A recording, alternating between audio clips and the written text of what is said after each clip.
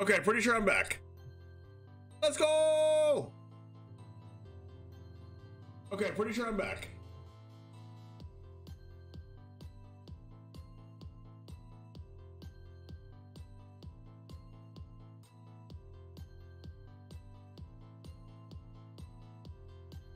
All right, thank you for your patience, everybody.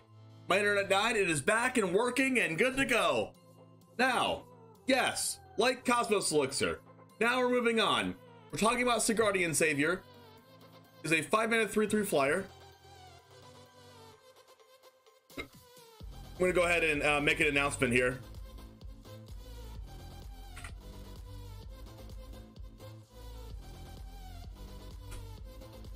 In the Discord. Cool. 5-mana 3/3. It returns up to 2 creatures with mana value 2 or less from your graveyard to the battlefield. I think this is great.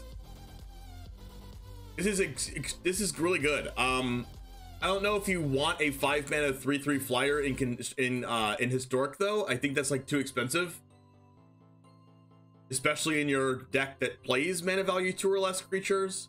But in Standard, I think this card's insane.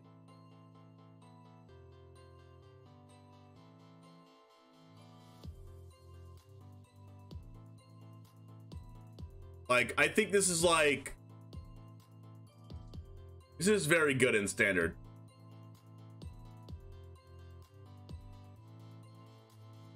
Yeah, this is going to be very good in Standard. Extremely bomb in Limited, but the Historic is probably not that good.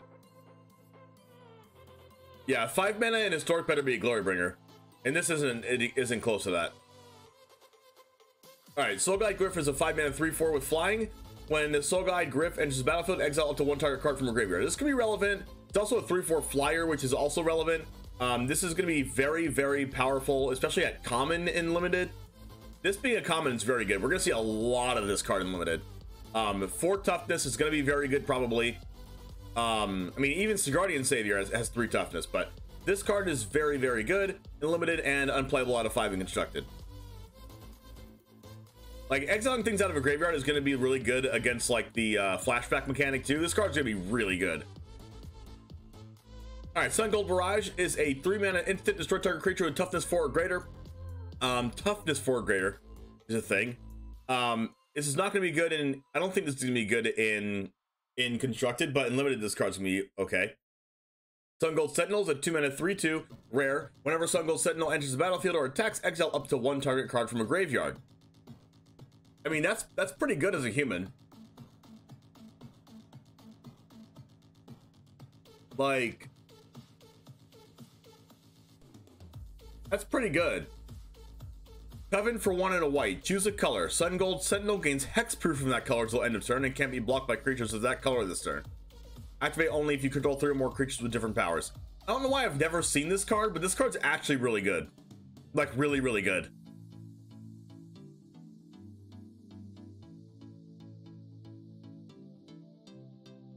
It's a 2-mana 3/2. The thing I like about about some of the humans in the set is that number 1, they're humans. Number 2, they're 2 mana. So 2 mana creatures are like kind of a premium. Like right now, the only 2 mana creatures that you can like really play in like mono white aggro decks and stuff is like the one that gives 1/1 counter every turn. Now that card is really good, but this card is also really good. Like, I like that the 2 slot in white aggro decks are getting buffed.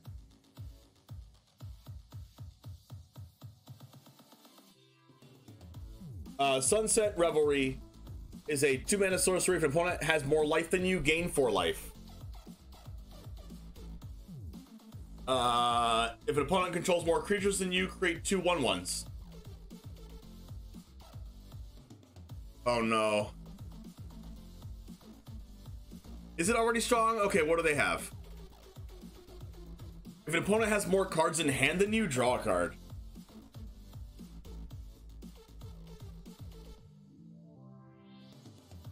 Why is this a timely reinforcement at uncommon?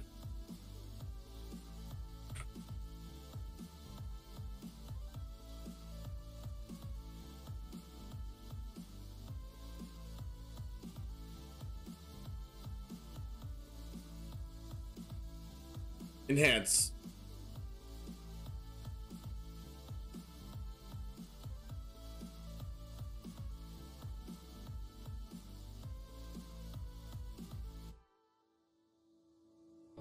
If you have less life than your opponent, you gain 6 life. If you control fewer creatures than your opponent, put 3 1/1s on the battlefield.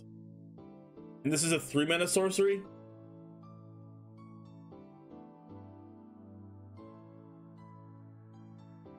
So for 1 less mana, you get 4 life and 1 less 1/1, but you also have the ability to draw a card.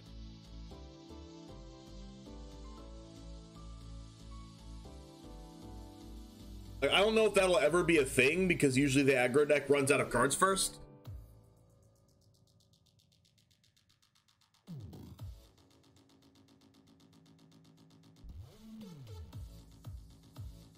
But like, this is a pretty good card, especially in white control decks.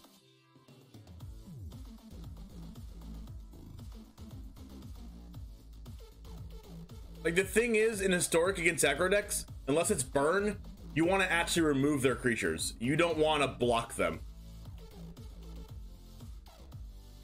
But in Standard, maybe there's an aggro deck, and you can play this as a white-based control deck, and it's going to be awesome. But the problem with Historic is the creatures are so good, you need to remove them. Which is why Timely Reinforcements isn't played right now. Alright, moving on. Ribbon Exorcism is a 2-mana instant. Exile target spirit, creature with Disturber enchantment. I don't think this card's that good. It could be actually pretty good in Standard post-rotation, because enchantments also like take into account the class cards. And we don't know how many like amazing spirits there's going to be, but Disturb is definitely a mechanic, but I think this card's like barely not playable. If it said like target spirit or human or something like that, it would be really good. Like, it wouldn't say that, because like the humans are it's an exorcism, of course, so it's not going to happen. Not going to happen. Like, maybe if it said target spirit, like zombie or skeleton, maybe it would be even better, but it just says spirit.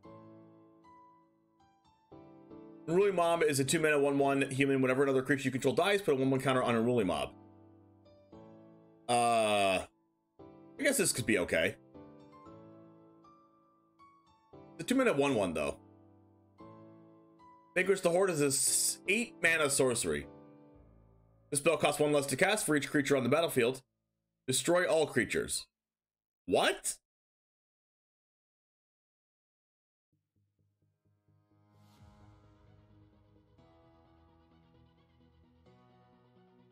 So you're saying if there's 6 creatures, it's a 2-mana sweeper. Yeah, this card is like premium staple sweeper in Commander from now until the end of time.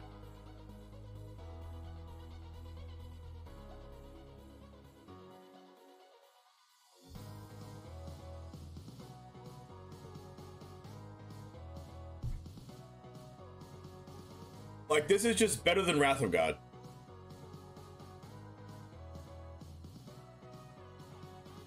Like, on average, whenever you want to use a Wrath of God type card, your opponent has like at least 3 creatures on the board, right?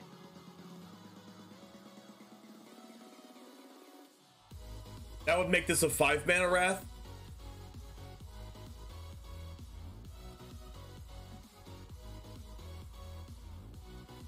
But if you're playing Historic and you're playing against elves, they probably have more than 3 creatures on the battlefield. They probably have like 4 or 5. And if they have 4 on the battlefield, then this is just Wrath of God. If they have 5, it's a 3-mana Wrath of God. You'll be selling this for cash. It'll often be 5 to 6 mana, but in Historic, you really want to get rid of like elves and goblins. This card's 2 mana. It's a sideboard Wrath against all the tribal go wide decks for sure. As like, I think this is like a historic card more than it is a staple card, more than it is a standard card. If you really want to hate on elves and goblins, and other decks that are going to go really wide, then this card's going to be way cheaper than Wrath of God. So maybe Wrath of God's just optimal, but I wouldn't fault you if you wanted to stop those really go wide decks and play one copy of this in your sideboard and then just hope to draw it whenever they go super wide. Anyway, on to blue. Component Collector is a 3-mana 1/4. If it's neither day or night, it becomes day as Component Collector enters the battlefield. Whenever day becomes night or night becomes day, you may tap or untap target non-land permanent. This card's not good. Consider. Look at the top card of your library. What Wizards, consider making a better card. Crokeyz, how's it going? Consider, look at the top card of your library. You may put that card in your graveyard. Draw a card. Wait, what? Oh, this is playable in Phoenix for sure. This is way better than Opt in Phoenix. Oh, that's insane.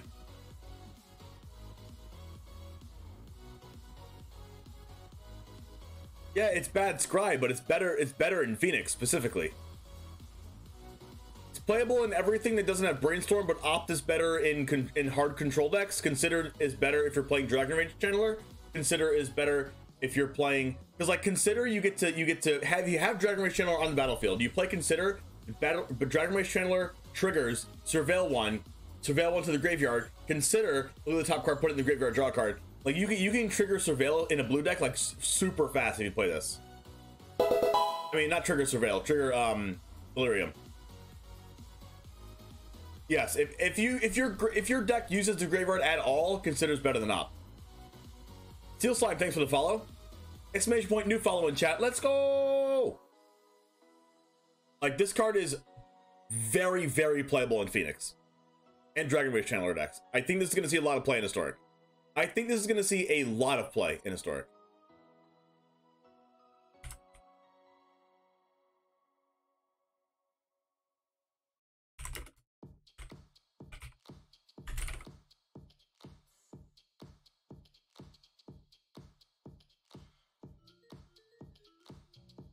Curse of Surveillance is a 5-mana curse. Enchant player. At the beginning of enchanted players, upkeep any number of target players other than that player. Any number of target players other than that player each draw cards equal to the number of curses attached to that player. What?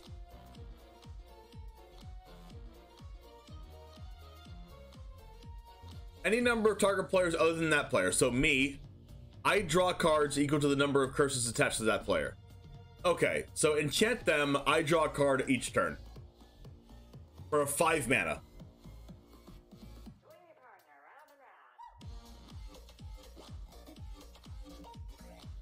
That's not good. At all. Alright, Devious Cover-Up is a 4-mana... I wouldn't put it past someone like Stone to play this card. Because, like, he plays a lot of cards that do this. And he also has a high win rate, so... I mean, to each their own, I guess. Devious Cover-Up is a 4-mana instant counter-target spell. If that spell is countered this way, exile it instead of putting it down in his graveyard. You may shuffle up to 4 target cards from your graveyard into your library. I feel like that's a reprint. Is that a reprint? I've seen that card before.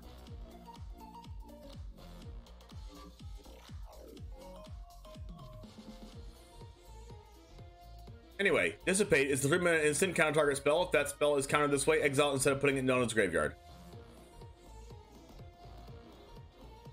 I mean, that's relevant, right? If you wanted to play this, I wouldn't fault you. It exiles cards. Especially exile something with flashback. Even if this wasn't Ravnica. There we go.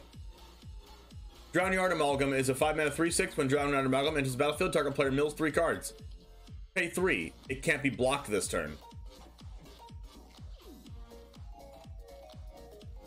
I mean, I think this card's really good and limited.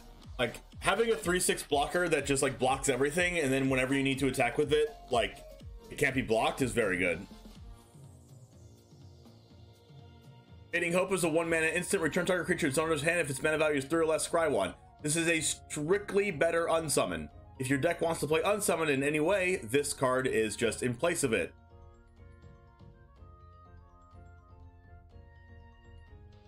But I don't, like, with that said, I don't think any deck plays unsummon. Besides, you know, Sparky.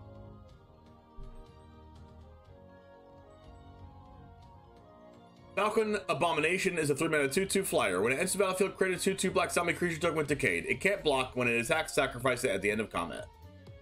I mean, I think this card's really good in limited. This card's really good in limited. Like a 3-mana 2/2 flyer, period, with no additional text is also good. Let alone it making it 2/2. Even if the 2/2 has Decayed, it's still really good. You pick all of these that you possibly can in limited. Unfortunately, in constructed, not good enough. Firmament Sage is a 4-mana 2/3. If it's neither day or night, it becomes day as Firmament Sage enters the battlefield. Whenever day becomes night or night becomes day, draw a card. This would be good in a day-night limited deck, but unplayable out of 5 in constructed. Flip the Switch is a 3-mana instant counter target spell unless the controller pays 4. Create a 2/2. Whoa.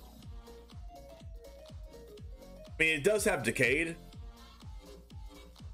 But like counter unless you pay 4 is basically like saying counter a spell. I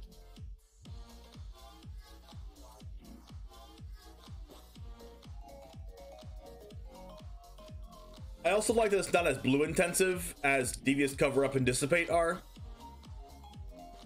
I can see this being pretty okay. Not in constructed. In constructed, this card's awful, but in limited, it's probably okay. Geist Wave is a 2-mana instant. Return target non-land permanent to its owner's hand. If you control that permanent, draw a card. I mean, this card's pretty good. I mean, this card's not amazing, but I wouldn't mind having it, especially if they had a couple cards with like a really good enter the battlefield trigger. Like you cast a card, like say it's like a 2/2 flyer that draws a card or whatever. Or the 2/2 flyer that makes a 2/2 black zombie with Decayed. You do that, like you attack with it, next turn you bounce it, draw a card, play it again, make a 2/2. Like, it's pretty good. Grafted Identity is a 4-mana aura. As an additional cost to cast a spell, sack a creature. Enchant creature. You control enchant creature. Enchant creature gets +1/+1.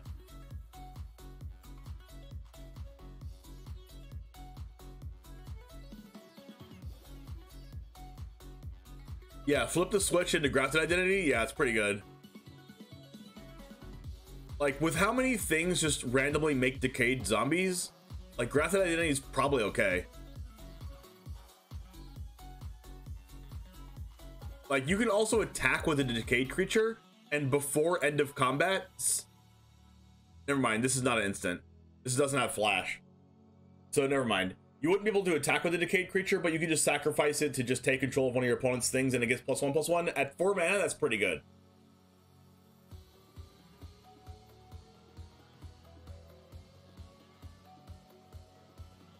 Especially, like, going back to Geist Wave, if your opponent goes to out your creature, they go to remove it, and then you bounce it and draw a card, that's, like, insane. But going back to Grafted Identity, I think this card sees play in Limited.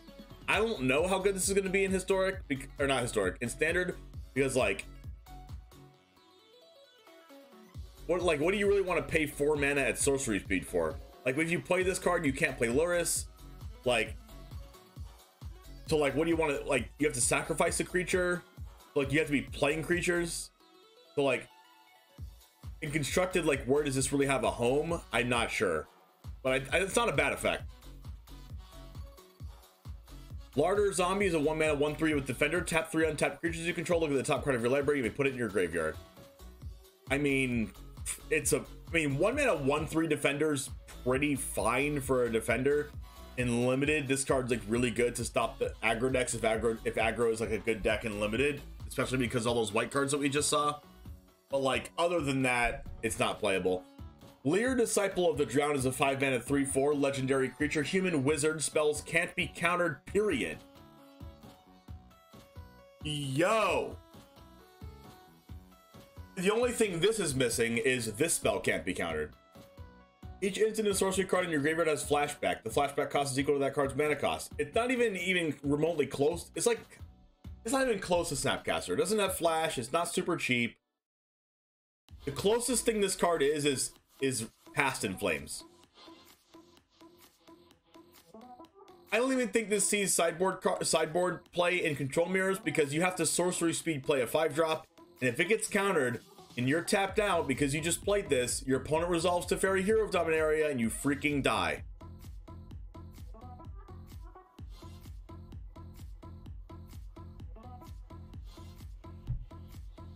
So like the only way I see this card as playable is not in standard. It's not in post-rotation standard. It's not historic. It's modern. Like you could, I guess you could play this in standard control mirrors too. But like it has to live unless you play this card on like turn 8.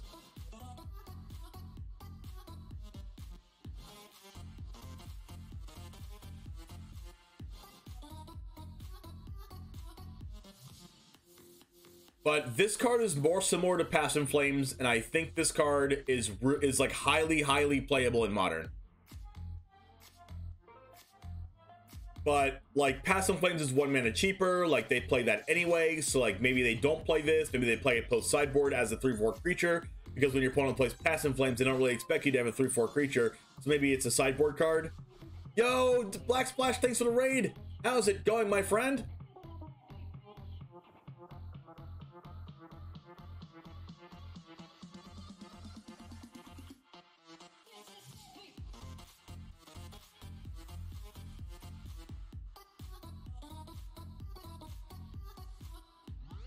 If you use my deck list, at me on Discord. Do I have a deck list from you, Light Merlin? I'm not playing 5-mana creature in my control deck. It'll shut down my counters. That's also true. You hear from JD? Let's go! Okay, Wabena, how's it going? Hey! You calling me handsome? You calling me handsome? Oh, sounds good, Light Merlin. Okay. Locked into Cemetery is a 2-mana aura enchant creature. When locked into Cemetery, enters the battlefield if there are 5 or more cards in your graveyard. Tap enchanted creature. Oh, it's weird. Enchantment creature doesn't untap during its controller's untap step. Okay, I mean it's fine limited. If you have 5 creatures, if you have 5 cards in your graveyard, then it's busted. But like, it's fine. Yo, Light Merlin, thanks for the follow. Quabana, thanks for the follow. I appreciate you guys. Even your historic affinity list. Oh, sick. Lyrish trash not big enough to be a beater, but it dies to anything. Also true.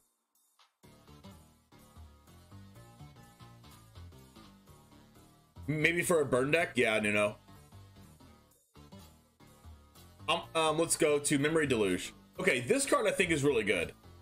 Memory Deluge is basically think about Dig Through Time when you read this card. 4-mana instant, look at the top X cards of your library, where X is the amount of mana spent to cast a spell, so 4 at first. Put 2 of them in your hand and the rest in the bottom of your library in random order. So, you know, look at the top 4, get 2 cards, it's still pretty good. That reminds me of Thassa's Intervention, if people played Historic, when people played that card. This is exactly like a Thassa's Intervention here. Even better than Thassa's Intervention if X equals 2 on Thassa's. But its flashback is for 7, so at instant speed you can flash this back out of your graveyard and look at the top 7 and put 2 cards in, which is exactly Dig Through Time.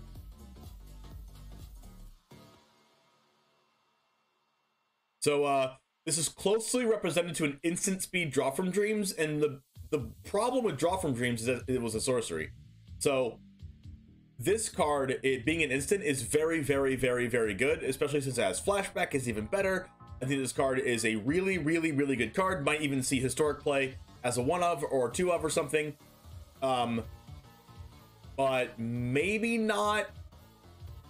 Like, you gotta think, like, what's that card that's like white, blue, and X, and you can draw X cards and gain X life?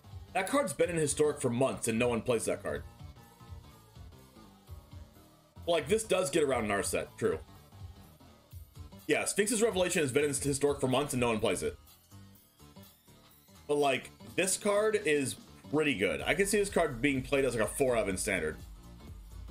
Doublegast Intruder is a 3-mana spirit with flash and flying. When Doublegast Intruder enters the battlefield, up to 1 target creature an opponent controls gets -2/-0 until end of turn. This effect usually isn't that good. It's pretty good in limited. I'm going to give this like a 3.5 out of 5 in limited.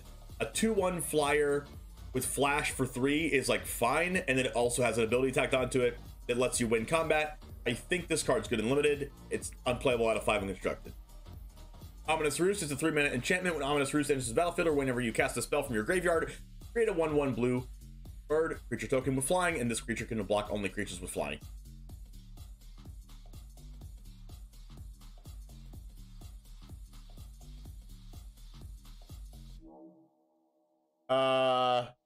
I mean, I could see this being a secondary win condition in like,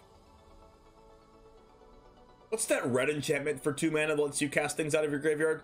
I could see it being like a second win con for that kind of deck that you just make a whole bunch of 1/1s.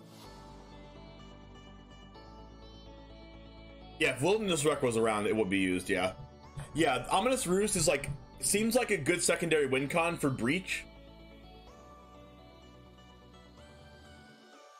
Because, like, your opponent stops your combo, right? Because they're going to stop your combo at some point, and you just make a bunch of 1/1s anyway, because you're casting cards out of your graveyard.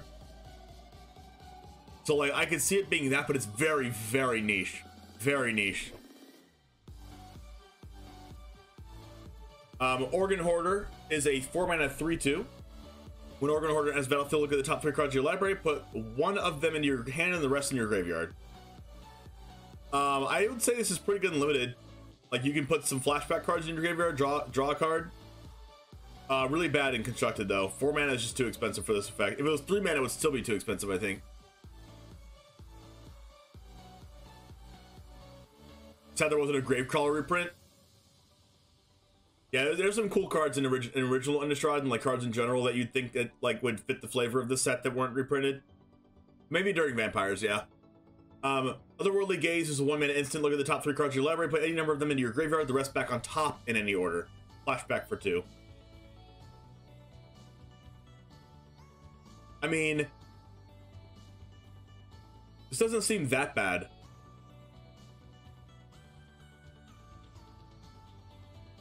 Like, why would you play this over like looting? I think this card's barely not playable enough in Historic, but could be playable in Standard. Patrician Geist is a 3-mana 2/2 with flying. Other spirits get +1/+1. Oh my gosh, spirits get another lord.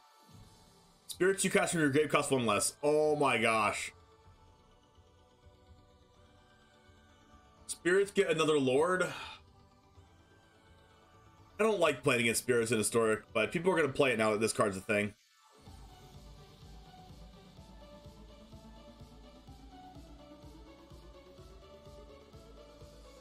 I mean, it's probably not going to have 2 toughness because there's another Spirit Lord. Like, this card could come down as a 3/3.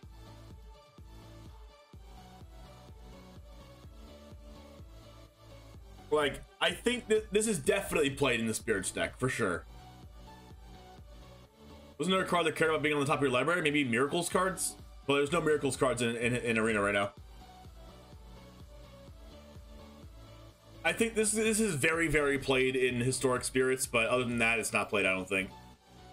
Phantom Carriage is a 6-mana spirit for a 4/4 flyer. When it enters the battlefield, you may search your library for a card with flashback or disturb, put it in your graveyard, then shuffle.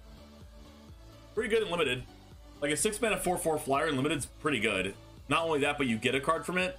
Yeah, I like this card a lot in limited. I'm definitely gonna be drafting this if I draft blue. I don't usually draft blue in limited, but I think this card's really good if it comes up. It's an uncommon, so like, you're not going to see too many of these, but I wouldn't be sad taking this one up in limited.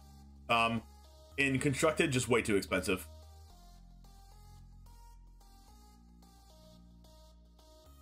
Otherworldly Gaze is just powered down Brainstorm. It doesn't actually draw a card though. You just put them back on top.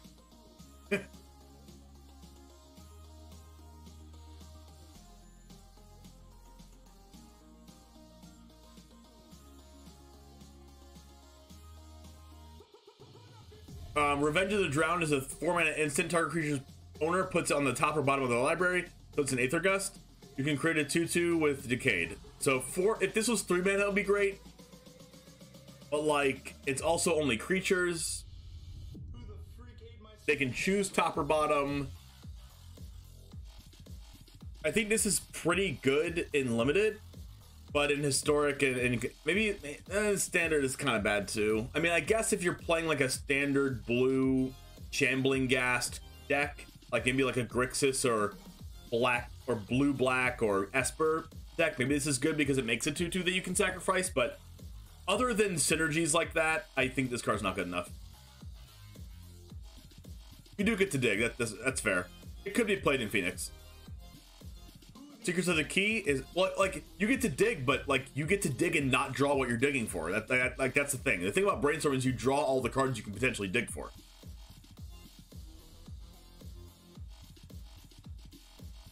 Possibly Light Merlin. Secrets of the Key is a 1-mana instant. Investigate. If the spell was cast from a graveyard, investigate twice. And flashback for 4. So it's 1 mana to not draw a card, but draw a card for 2 mana on an additional turn. I feel like this would be pretty good in a deck that cared about tokens or cared about sacrificing things. But this is not better than the 0/3, than the 1 mana sorcery in the creativity deck that makes a 0/3 crab and investigates. So like, nah fam. But it is an instant. Shipwreck Sifters is a 2-mana 1/2. When it enters the battlefield, draw a card, then discard a card. Whenever you discard a spirit card or a card with Disturb, put a 1/1 counter on Shipwreck Sifters. I mean, this could get out of hand and limited, especially if you get some things that discard cards, but other than that, I think this card's unplayable. Scab Wrangler is a 2-mana 2/1. Tap 3 untapped creatures you control, tap a creature. I think this is a sneaky card. This is a sneaky card because any card that has this type of ability always kind of gets out of hand. Especially if your cards have vigilance. So like I could see you having like a few creatures with vigilance. You have this. You have like your blue-white aggro deck, and you're playing this in your deck. And this could get actually super annoying.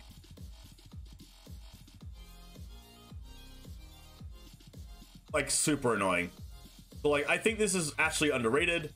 If it's gonna be an underrated card, I think. And 2-mana 2/1's not that bad on rate. So I think I'm gonna rate this a 3.5 out of 5 unlimited, and I don't think it's playable in constructed, but you know, you never know. Honestly, you just never know about cards like this.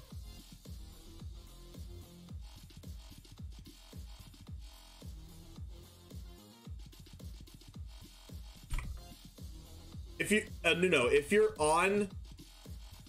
on PC and not mobile, you can type in Peepo A and then press tab and it'll go to Peepo Arrive and just press enter.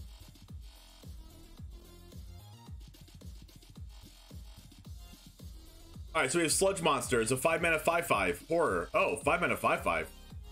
Whenever it enters the battlefield or attacks, put a slime counter on up to one other target creature. Non-horror creatures with the slime counters on them lose all abilities and have base power and toughness 2/2. That's cool. That card is cool. The monster just starts poisoning things and then they just get crippled.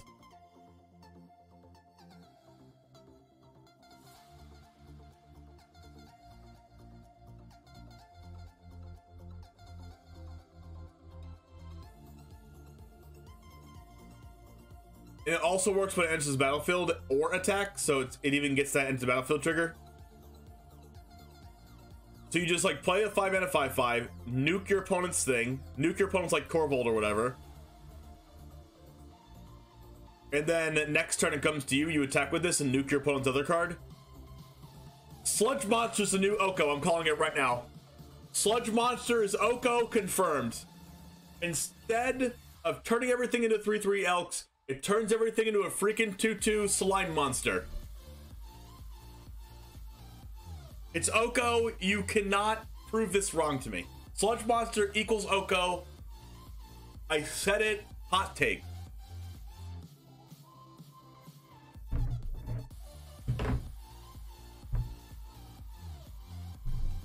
Yeah, Blink decks too.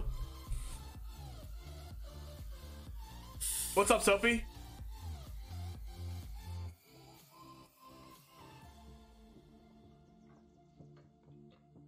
Doing Abandoned Brawl EDH? Probably not. It's a 5-mana 5/5.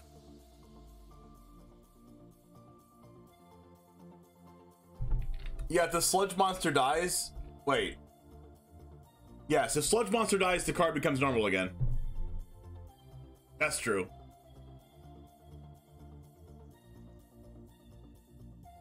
It keeps the slime counter, but the slime counter no longer does anything.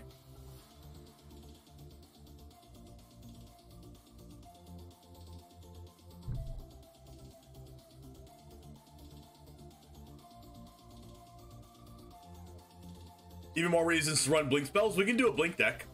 We can do a blink deck in Historic sometime with this card in it. For standard. So like Sludge Monster is like pretty expensive and slow, but if your opponent can't deal with this card, like the game's basically over. Congrats, you're now a Simic Grab deck. I know, right? I like this card. I don't think it's overpowered, but I think I like it.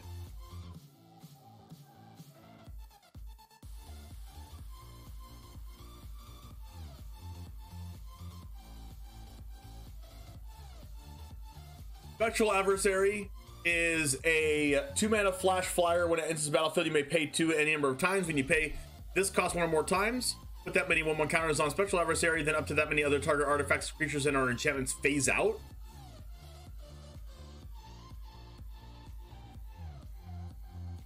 What?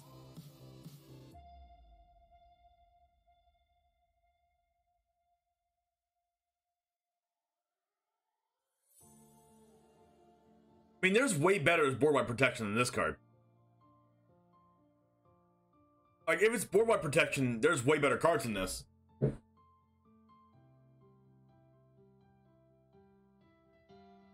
But the good thing about this card is honestly not the effect. It's the effect that it's a 2-mana 2/1 flash flying spirit. That's the good part about it.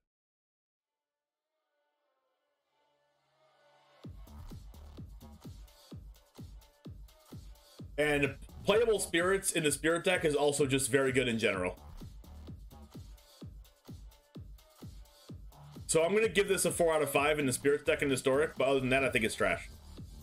Startle is a 2-minute instant. Target creature gets -2/-0 until end of turn. Create a 2/2 black zombie creature token with Decayed and draw a card. Yeah, blue aggro spirits. That's a deck. Like blue-white spirits.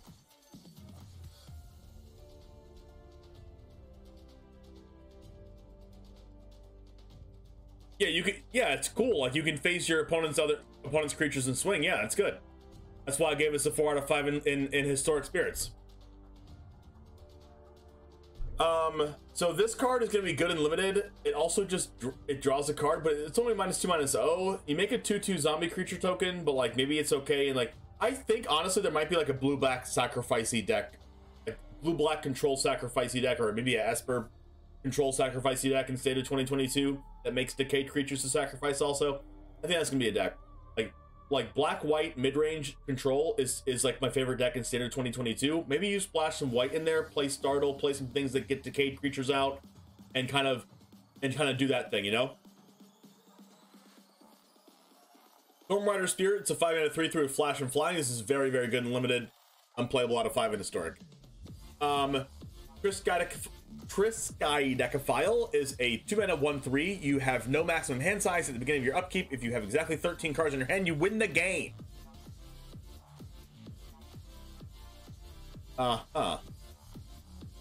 Pay 4 and draw a card.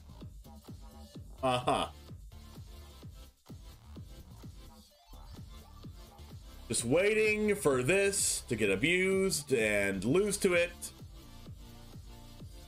Strider card, I know, right?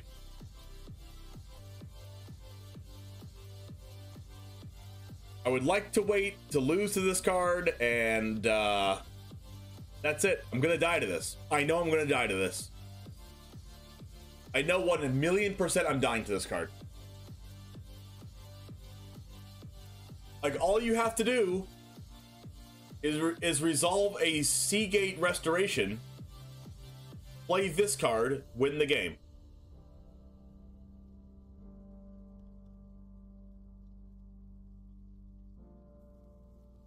That is True Light Merlin. I like the art of that. Unblinking Observer is a 2-mana 2/1. Homunculus. Tap it to add blue mana. Oh, that's cool. Spend mana only to pay a disturb cost or cast an instant or sorcery spell.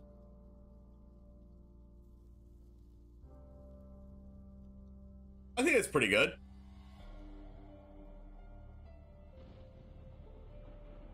I'd draft this in limited. This section is a 4-mana sorcery, additional cost to cast it, sacrifice a creature, draw 3. I wish this was an instant. I wish this was an instant so bad. But it's a sorcery, so I think it's bad. It's really good in limited, though. Moving on to black. Arrogant Outlaw is a 3-mana 3/2. When it enters the battlefield, if an opponent lost life this turn, each opponent loses 2 life and you gain 2 life. Alright. Black Vampire Aggro in limited. Bat Whisper is a 4-mana 4/2. When it enters the battlefield, if an opponent lost life this turn. Okay, we're going to see the opponent lost life this turn a lot here in black. Create a 1/1 black bat creature token with flying. Okay, not awful. Also, it only has 2 toughness, so I think it's like kind of weird. I think it's like a 2 out of 5 unlimited. I don't think it's that good. Blade Brand's a 2-mana instant. Target creature gains death touch till end of turn. Draw a card. This card was definitely in a limited format that I can remember. I think Blade Brand was actually in. Was Blade Brand? I know Blade Brand's a reprint. I know Blade Brand's a reprint. Ikoria, okay.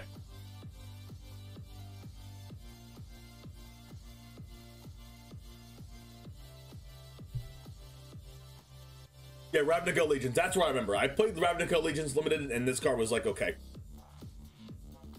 Like you had to play around this card. Like this card is an actually good limited card. Like you had to play around this, or you freaking died. Blood Pacts. 3-mana instant. Target player draws 2 cards and loses 2 life.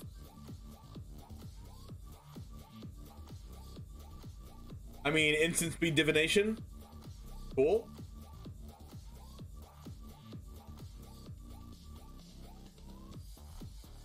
Bloodline Culling is a 3-mana instant. Choose one. Target creature gets -5/-5 until end of turn. Creature tokens get -2/-2 till end of turn. We already have a 3-mana card that gives something -5/-5, and it's 2 generic and a black.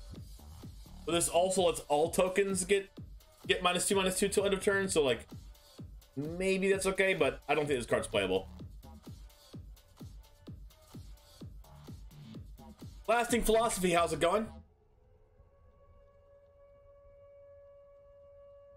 I forgot the name of the card that gives -5/-5 for 3 mana, but it is a card in Arena, and it's never played. Good versus Chariot? Yeah, okay, it's good versus Chariot. Maybe it's playable in Standard. No, not Dismember. Blood Tithe Collector is a 5-mana 3/4 with flying. When it enters battlefield, if an opponent lost life this turn, each opponent discards a card. That's actually pretty good and limited. Obnixilus Cruelty. Thank you, Lord Kaiju. Champion of the Parish. Oh! Whenever another zombie enters the battlefield under your control, put a 1/1 counter on Champion of the Parish. Oh! This card's actually insane.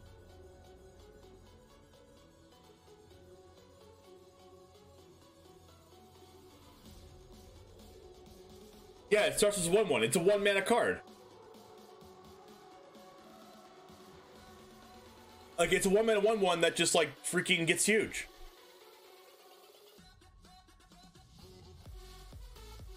Yeah, this card's playable in Historic. If you build zombies in Historic, it's a 4-of.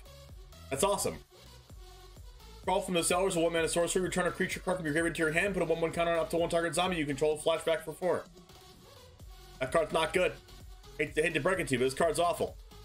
Demonstrate is a 3-mana instant. Destroy target creature without flying. It's okay. I mean, it's no Doomblade. But like, it's okay. Diagraph Horde is a 5-mana 3/4. When Diagraph Horde enters the battlefield, create 2/2 black zombie creature tokens that decay. When you do, exile up to 2 target cards from graveyards. This card's very relevant in limited. This card's awful and constructed.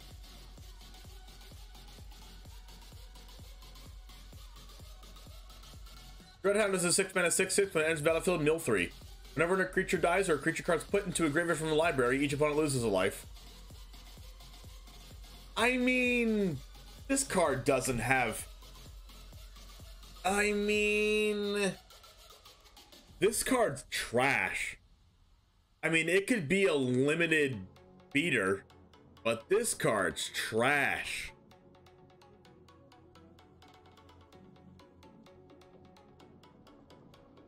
It's not a limited monster though, because there's the white card that kills any creature. Like when there's a removal spell that kills anything, nothing is a bomb. Like no creature's an actual bomb. I mean, I guess it's a bomb. I guess it's. I don't consider this a bomb. This card is like. This card is like good, but it's not like good. It's not like amazing. Hey, Lasting Philosophy, thanks for the tier 1 sub. Let's go! Like, if this card had Menace or something, or like if this card had like any relevant text at all, like you could play Colossal Dreadmaw, and that card's infinitely better than Dreadhound.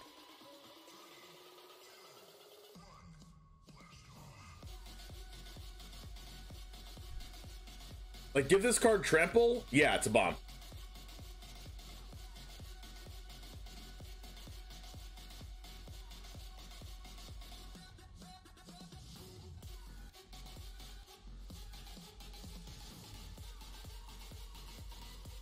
Like, not having a keyword is just bad. We're getting another Duress. What is this, like the 18th Duress? How many Duresses do I have in my library? Just so many. Oh yeah, if you could mill half your library, it would be insane. But you just can't. Duress is getting very old, yeah. Duress is just... I know they want to put Duress in every format and standard, but just like, it's just old. Put a new card. It does something similar, but not called Duress. It's no Nick Cage in a vote. It is no Nick Cage in a vote, but... And this is probably the worst Duress art I've ever seen. It is approaching infinity. It's not going to ever get there, but it's approaching. Eaten Alive is a 1-mana sorcery. Additional cost, sacrifice a creature or pay for. Exile a creature or planeswalker. Hey, I mean, okay. I mean, it exiles. This could actually be played in Arcanist.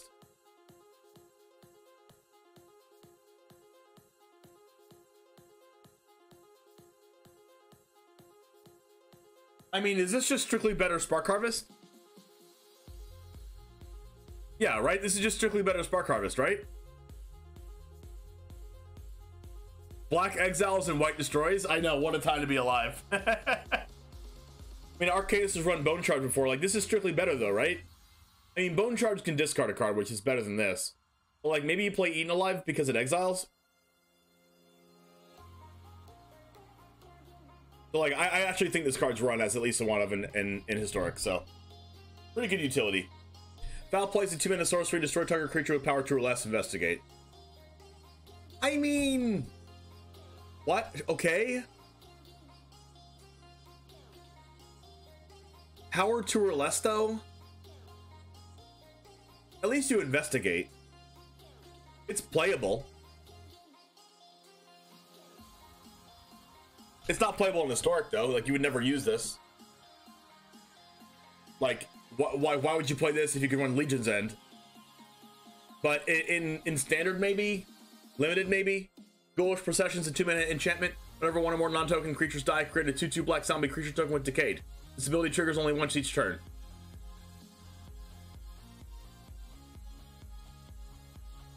You know what this card reminds me of? Take that, 0 power walls!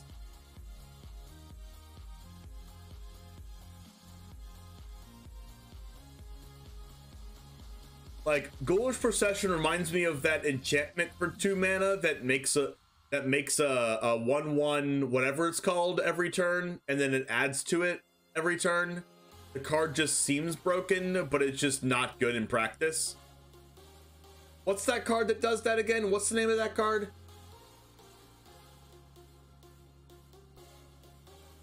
No, not Bitter Blossom, not Bowl Citadel. It's kind of like a Bitter Blossom. Like, it's 1 in a black, it's an enchantment, and it's from like War of the Spark.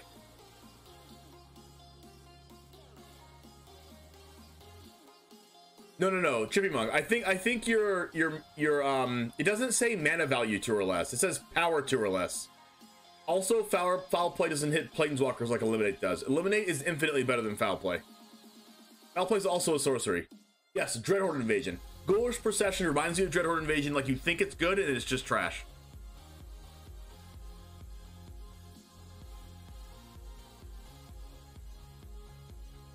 Like, I agree with that, but Ghoulish Procession, I agree with what you said, Light Merlin, but I think Ghoulish Procession is on the same line as that card as far as my theory about it is concerned, that it's like you think it's insane and it's just not. You got to think that 2/2s have Decayed, so you're just going to go away.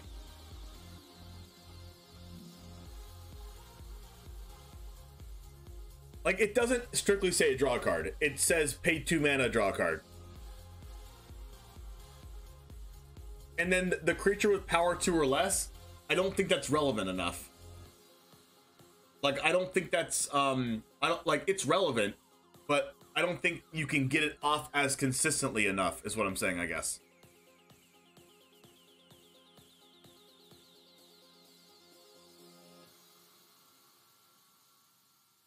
Giza, Glorious Resurrector is a 4-mana 4/4. If a creature an opponent controls would die, exile it instead.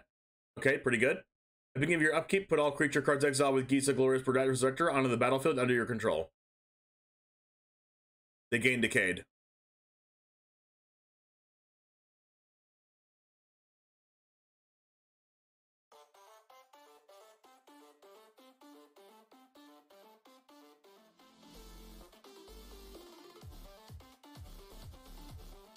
It's good. I would say it's good enough to be in the discussion for options in Standard, but I don't think it actually becomes the card that's played.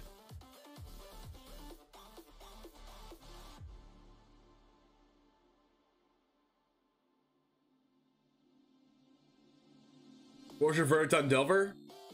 We didn't even read Delver yet, did we? No, Delver is under the flip cards. We haven't got to the flip cards yet.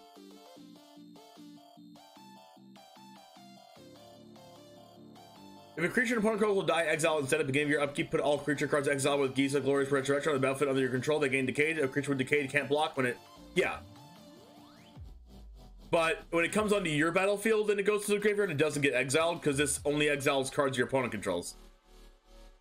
So like it goes from your opponent's board to exile to your board to their graveyard, and then that's it.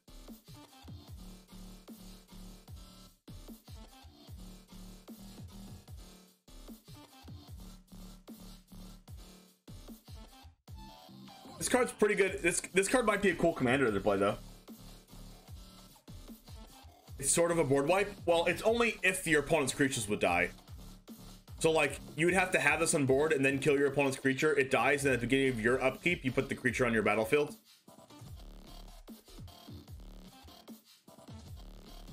Yeah, I think this might be like, I mean, against control, it's still a 4-mana 4/4 threat. I can see this card being played. I just don't think it's going to be like that good or anything. It's just going to be a cool card you can play with.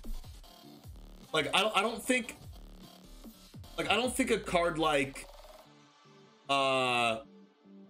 this card reminds me of similar to a card like Nightmare Shepherd, where like the card's good, I guess, like a 4-mana 4/4 flyer, and like its ability is kind of good, but like it doesn't really like impact enough unless it's like in your side. Like this specific card impacts a lot when it's like in your sideboard against cards that care about going from field to grave, which is really relevant actually.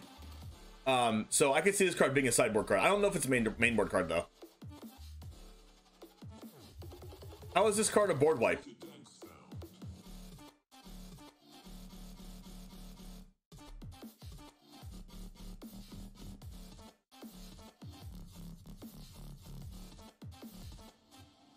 Oh, Meat Hook Massacre. Okay.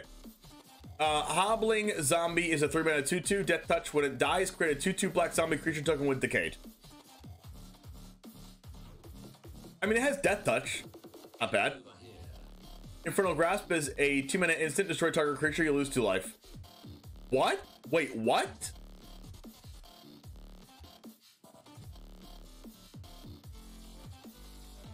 Wow, this is just strictly better than Heartless Act.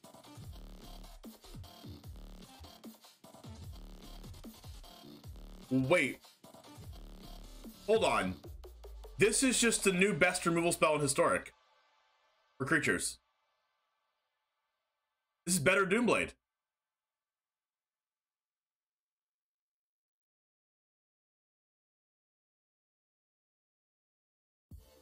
Holy crap.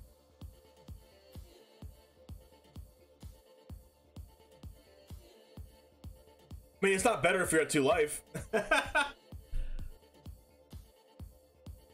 Wow.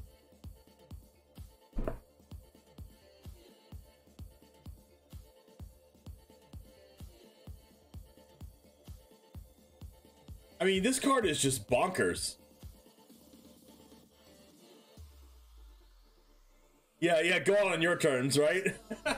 This card is, like, okay. For a removal spell to be printed that's better than Heartless Act, it has to be really, really good. And this card is better than Heartless Act. No, this card's better than Heartless Act. Cody.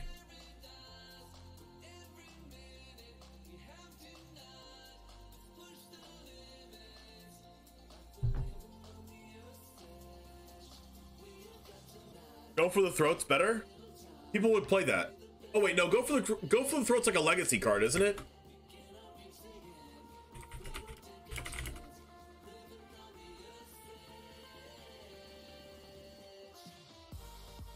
We don't even have that card in Historic or in Arena at all.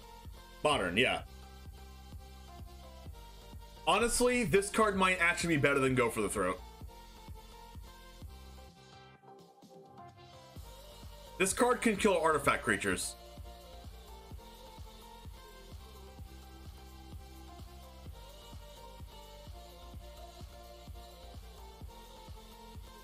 It's better than Power Kill, better than Heartless Act, better than Eliminate. Like, it might even be better than Fatal Push. Like, Fatal Push being 1 mana is, like, crazy. But it just depends, right? It depends on what deck you're playing.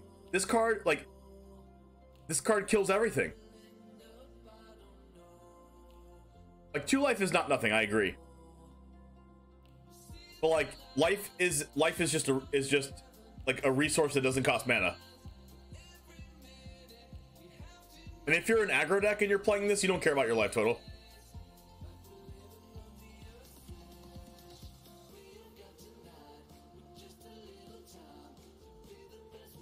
Yeah, you would side it out against Burn probably. Maybe you keep a couple of them in, depending. Oh my gosh, and Shadow. Oh my gosh, freaking Shadow, dude. Rakdos Shadow playing this card?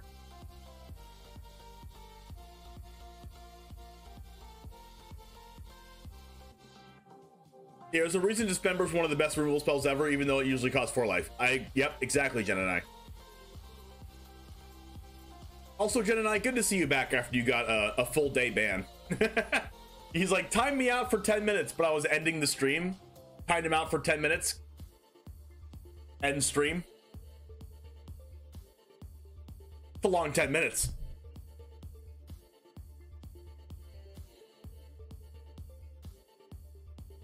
Yeah, Inferno Grasp is insane.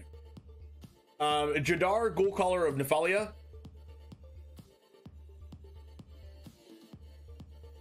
Font of Agonies, true.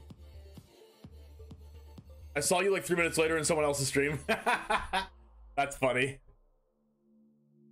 You got around it.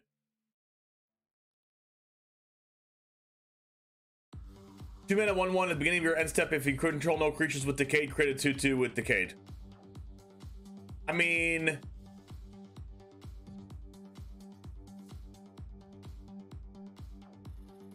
what's that enchantment creature that's a bird from Theros? From Theros Beyond Death?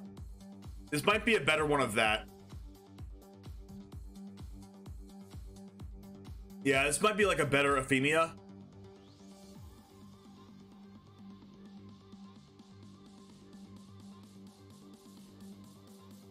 Because it like guarantees you get a 2/2, and then when the 2/2 die, like you get a 2/2 and then you attack with the decayed creature, it dies at the end of combat, and then you just make another one. Like, this is like a Bitter Blossom on a creature, which is worse.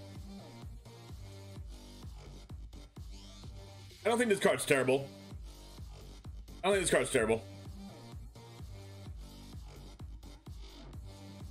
Lord of the Forsakens, a 6 mana 6/6 with flying and trample, and it's a demon. You can pay 1 black and sacrifice another creature. Target player mills 3. I don't know why it has that ability.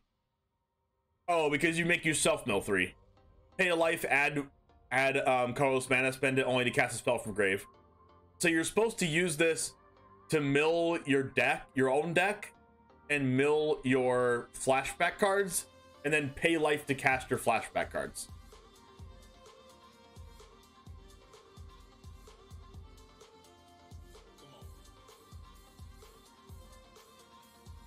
No, Underworld Breach wouldn't like this. I think there's another card in Historic that's better than this card, and it's the other demon.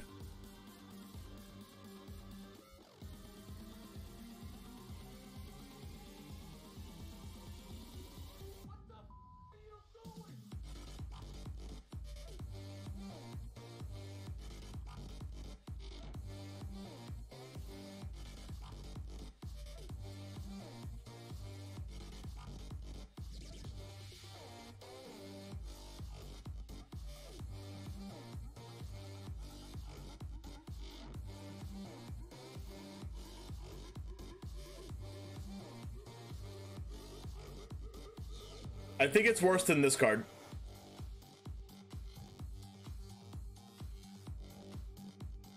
Four extra turns for a chance for glory, you're insane, Breakable.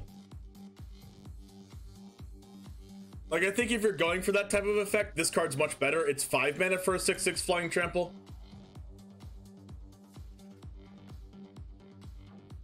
And this is 6 mana for a 6/6 flying trample. It does sacrifice things for mana, and it does add colorless mana for life, but it's only colorless mana. So like either you have to have like 7 or 8 mana when you cast this, or it has to survive. How did you do that?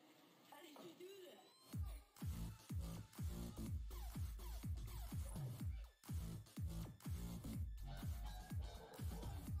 that? That's also true, Jolly. That's also true. You can run this in a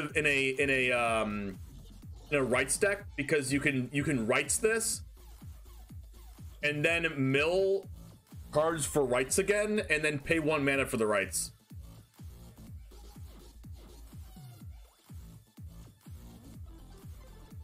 But maybe that's too greedy. Mask of Gristlebrand is a 3 mana equipment. Equipped creature has flying and lifelink. Ooh, flying. Whenever equipped creature dies, you may pay X life where X is its power. If you do, draw X cards. Oh wait, what? You don't have to pay additional mana to do that? I mean, this card's insane. I mean, it takes 6 mana to equip your things. Build your own Charizard.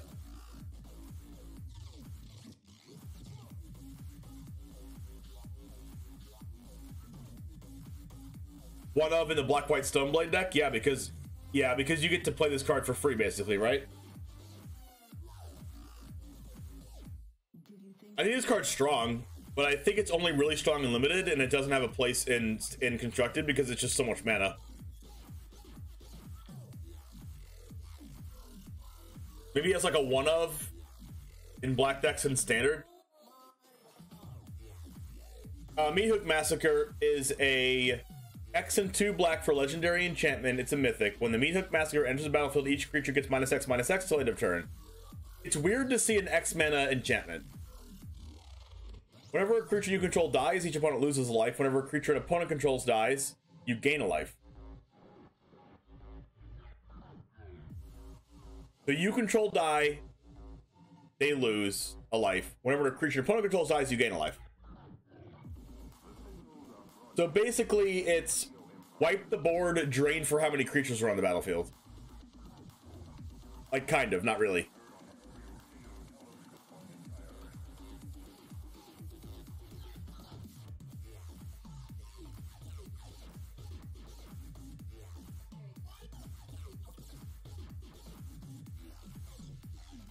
What's hanging on the hooks? I have no idea. That's a hand. Looks like a little creature, but it's a hand.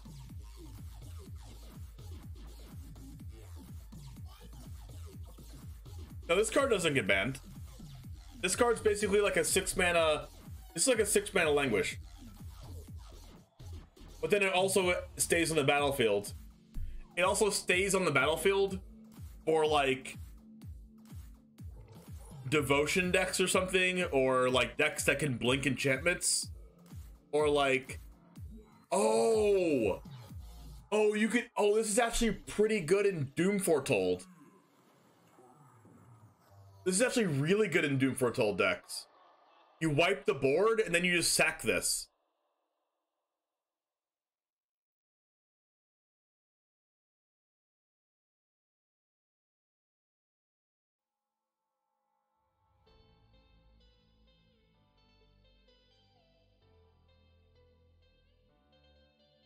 I think this card has uses. You can. There's also cards that blink enchantments that you can blink this and get another board wipe from it. Like, I think if you play... What's that enchantment in Historic that, like, has a bunch of different abilities, and one of the abilities that you can do is lose the game? Oh, wait, no, you can't blink the X. You can bounce it to your hand. You don't get another wipe, true.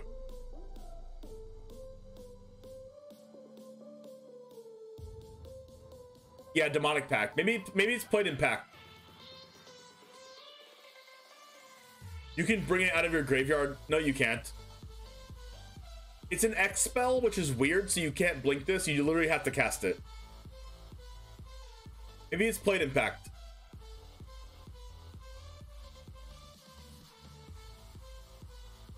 Why not run Demonic Pact with Harmless Offering? I mean, you could. That won't be good, though. Huge plum damage? Yeah, I know. Alright, Morbid Opportunist is a 3-mana 1/3. Whenever one or more other creatures die, you draw a card. This ability triggers only once each turn. The only once each turn is the terrible part about this. Like, Midnight Reaper is so much better than this. Like, I can see it being okay in a limited deck, but it's not playable in constructed. That's true Origin.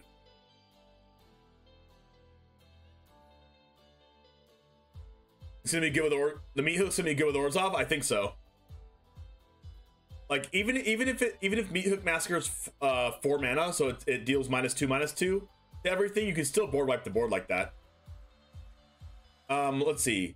Morkrit Behemoth is a 5-mana 7/6. Additional cost to cast it, sacrifice a creature, or pay 2 extra mana. So it's either 7 mana or 7/6, or a 5-mana 7/6 sacker creature with menace.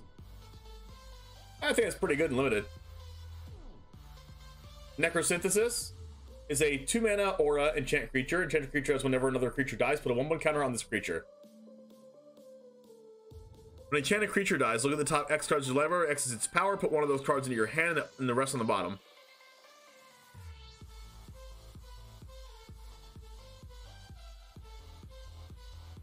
Can this be played in black-white auras in Historic?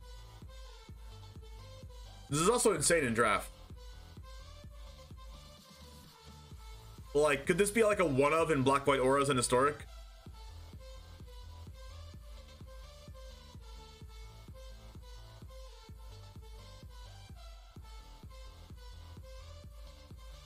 Possibly. It has a chance. Alright, No Way Out is a 3-mana sorcery. Target opponent discards 2 cards. You create a 2/2 black zombie creature token with Decayed. Another Mind Rot card. Oh my gosh, imagine the best Mind Rot in history. I mean, the best Mind Rot in history is the one that exiles the graveyards.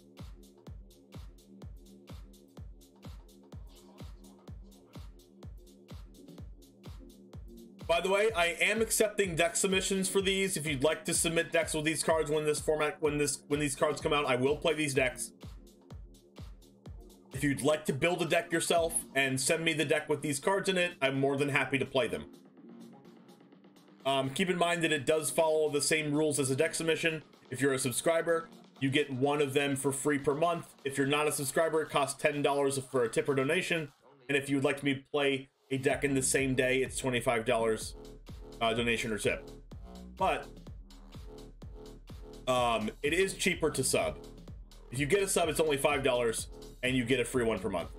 So that is the deal. But that actually is good flavor, right? No Way Out. Target opponent discards 2 cards. You created 2/2 with Decayed. In the maze-like passages of the Erdwall, a wrong turn can be fatal. Yeah, Go Blank is easily the best Mind Rot. Novice Occultist is a 2-mana 1/2. When Novice Occultist dies, you draw a card and lose a life. I mean, That's okay. I guess if you like buff it, kind of, it's good, but like, it's okay. I wouldn't be sad to draft this card. I wouldn't be happy either.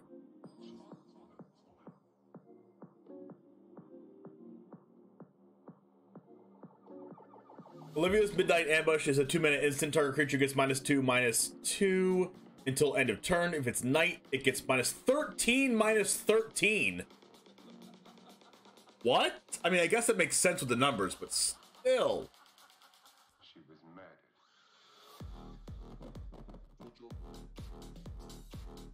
Like, you could just pass your turn. It just becomes night because you passed your turn and didn't cast any spells. And then it's night. And then it's a 2-mana -13/-13.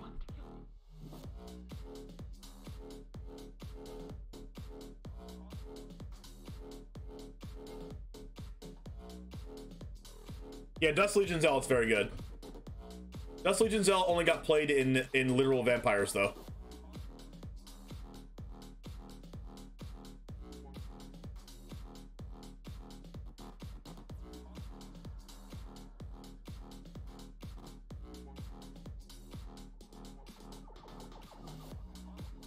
Tragic Slip is an instant. Target creature gets -1/-1 till end of turn. Morbid, it gets -13/-13 if a creature died this turn. Yeah, it's kind of like a Tragic Slip. By playing the Arena Open this weekend, if I don't work, I'm pretty sure I'm on call, but if I don't work, I'm playing. If I work, I'm probably gonna play regardless, right? I might just like wake up early enough to play the whole thing. Depending on when it starts. Does anyone know when it starts this weekend? Like when you're available to just like hit play?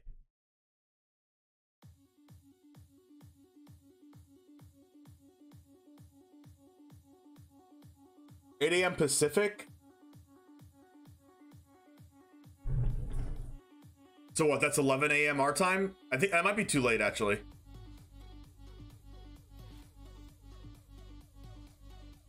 Pretty sure that's too late my time.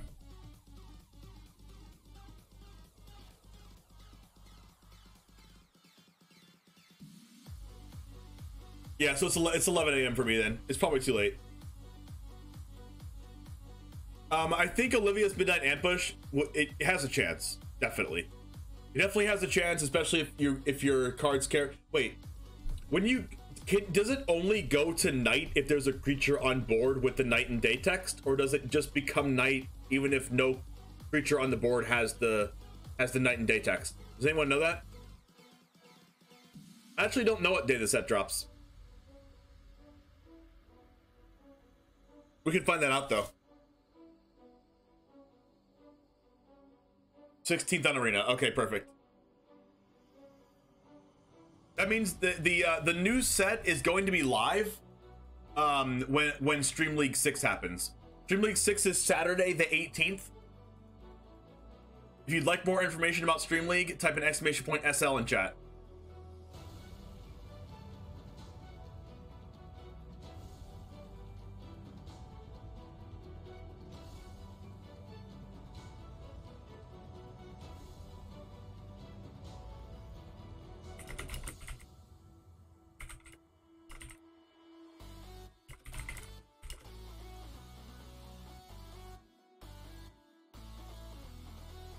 One second, chat.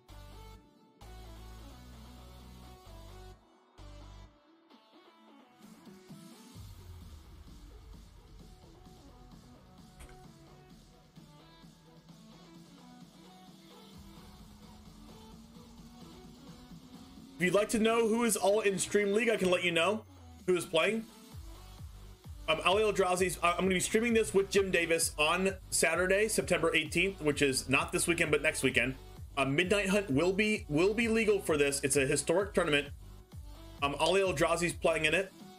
Berserksy, Caleb D, The Ninja, Dragozi, Hearsay TTV, Jaffer, Jarvis Moonbeam, Kitsune, Sandy Dog, Tess Grubbly, Veggie Wagon, Zan Syed, Arne Hushenbeth, Chris Patello, Christmas 666, Ekil, Elliot Dragon, Harding, Herbie, Level 99 Herbie, John Likes Games, Chris Kavartek, The Real Killadub, Mara Plays, Medicus Dota, Rint, Samsoni1, Sphimex and MTG, Talia Vess, Star, Upumpa, and MTG Girl.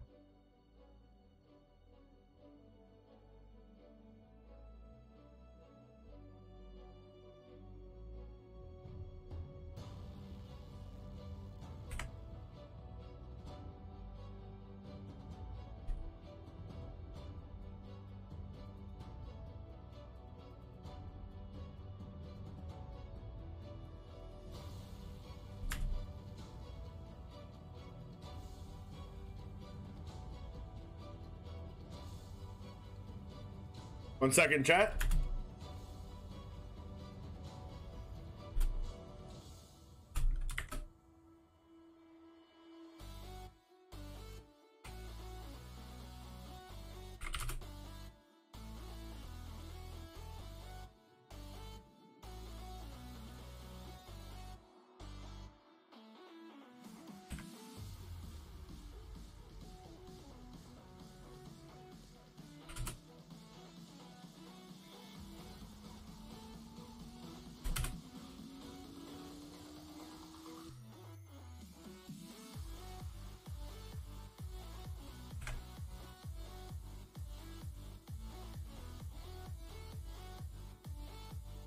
Okay, what's up, Jaffer? Streamer shout out. Can you say all those getting backwards 10 times fast? Yes.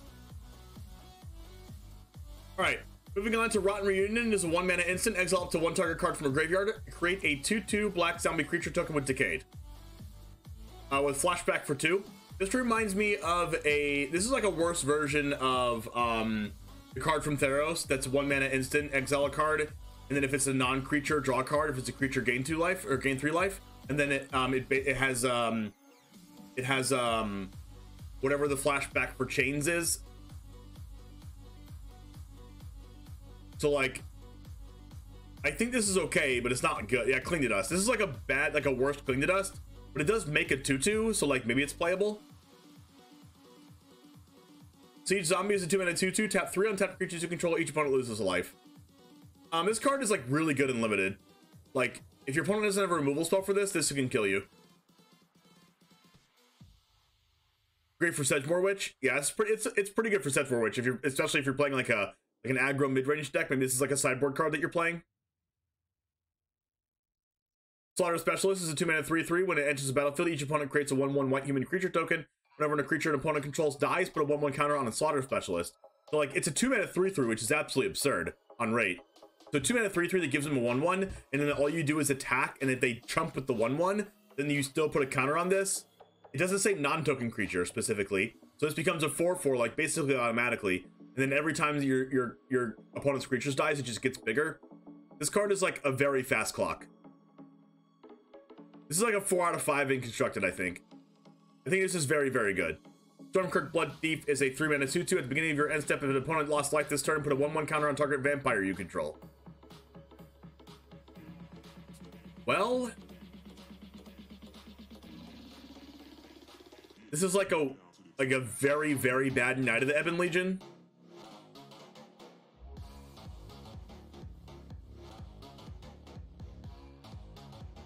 Doesn't have evasion, 2 toughness, 3 mana. No, it's not good. It's not good enough in vampires. Like, if it's not good enough in vampires, it's not gonna be played. Not good enough in rogues, not gonna be played either. Not good enough in either one of those decks. Tainted Adversary is a 2-mana 2/3 with Death Touch. When it enters the battlefield, you may pay 2 and a block any number of times. When you pay this cost 1 or more times, put that many +1/+1 counters on Tainted Adversary, then create twice that many 2/2 black zombie creature tokens with Decayed. So you pay 5 mana for this, you get it's a 5 mana 3/4 with that makes a 2/2 that has Death Touch, or it could be an 8 mana 4/5 that makes 2 2/2s.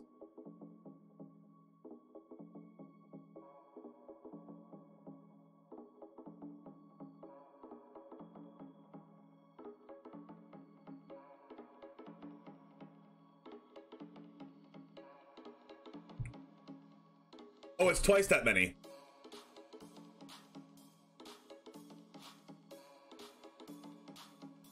So it's 5 mana 5 mana 3/4 make 2/2/2s with Decayed.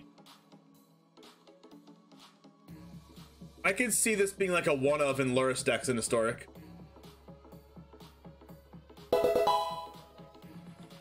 Mr. Wolfie, thanks for the follow. Vampire Interloper is a 1 mana 2 mana 2/1 flying and it can't block. I mean, this is still really good in limited.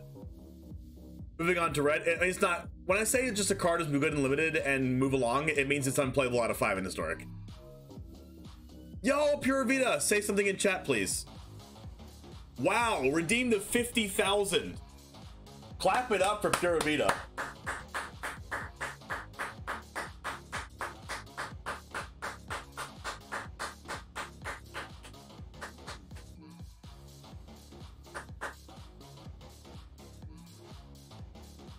Pura Vida, if you say something in chat, I can gift you a sub.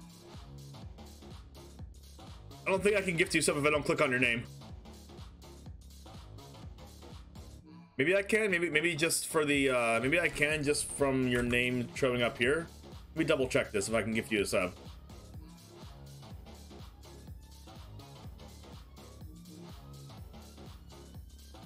Gift a sub. There we go! You said something. PogChamp!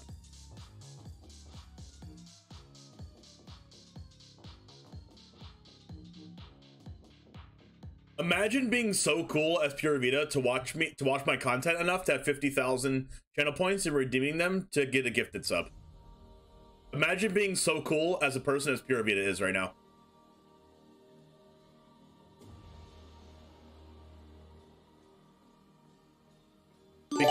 Because not only do you get gifted a sub, you get gifted a sub by me. And that's better. Let's go! Pura Vida is a new Charmander. Exclamation point, new sub. Let's go! Hype for new Charmander. Just to let you know, at 3 months, you become a Charmander. Okay? And that's the 3 months. PogChamp!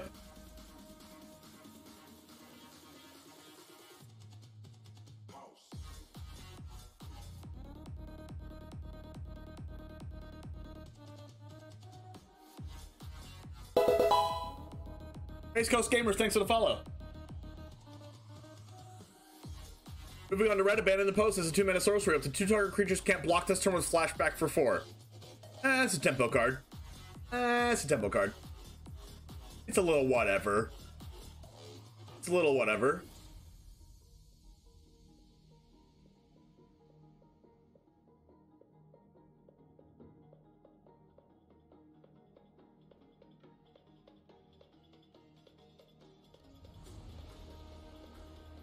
Let's see. Rusty Laser, how's it going? Your sub ends tomorrow. Ouchie, have 100k points. Don't know if I redeem it. Not sure if it helps you or not. For sure, can't buy the sub. Oh, it does help me. It does. Well, it doesn't really help me because, like, I pay $5 and I only make $2.50, so I actually lose $2.50. But it helps the community grow and helps everyone use the emotes. And who doesn't like using Hitmonlee punt emotes and Bulbasaur land emotes and Charizard let's go emotes? Okay, who doesn't like doing that?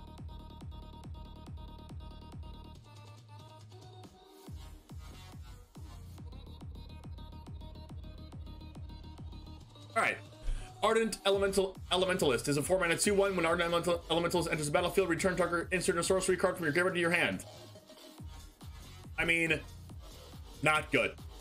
I mean, it's actually pretty good in limited, actually, but not good everywhere else. Bloodthirsty Adversary is a 2 mana 2/2 with haste. When it enters the battlefield, you may pay 2 and a red any number of times. When you pay this cost 1 or more times, put that many 1/1 counters on Bloodthirsty Adversary. Then exile up to that many target instant or sorcery cards with mana value 3 or less from your graveyard and copy them. You may cast any number of those copies without paying their mana cost. Is this the new freaking book? Is this the new textbook?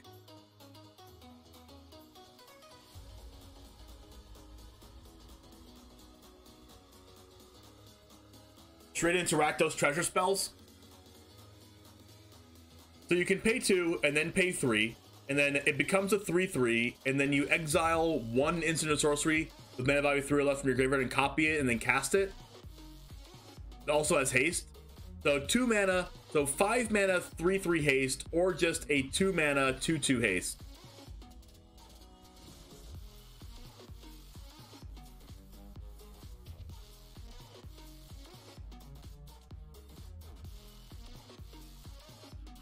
So like, it's probably pretty good.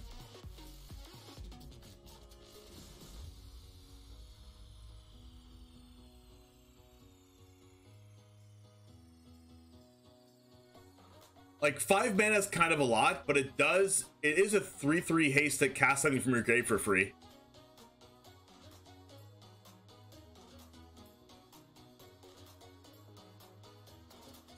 Yeah, 2 mana 2/2 haste is playable. Longer the game goes, it gets better and better.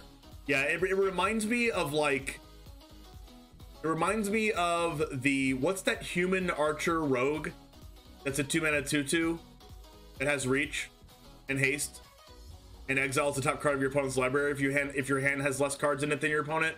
Yeah, it reminds me of like a Robber of the Rich, but like kind of better.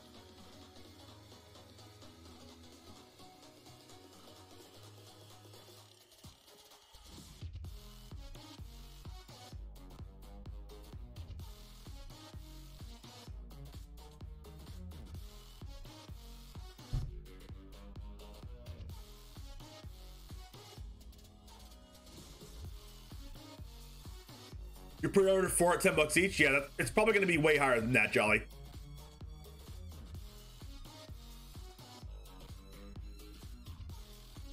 All right, now we have Brimstone Vandal, which is a 3 mana 2/3 with menace. If it's either day or night, it becomes day as Brimstone Vandal enters the battlefield. Whenever a day becomes night or night becomes day, Brimstone Vandal deals 1 damage to each opponent. I mean, it's good. It's good. I know there's gonna be like a day-night archetype in limited, and this is gonna be pretty good in limited in that case, because like cards that just sit on the battlefield and deal damage to your opponent are actually pretty valuable. And this card also has menace, so I like this card a lot actually for limited. Burn Down the House is a 5 mana sorcery. Choose one. Burn Down the House deals 5 damage to each creature and each planeswalker. Wow. Or you can create 3/1/1 Red Devil creature tokens. When it dies, it deals the damage to any target. They gain haste. Adam, how's it going?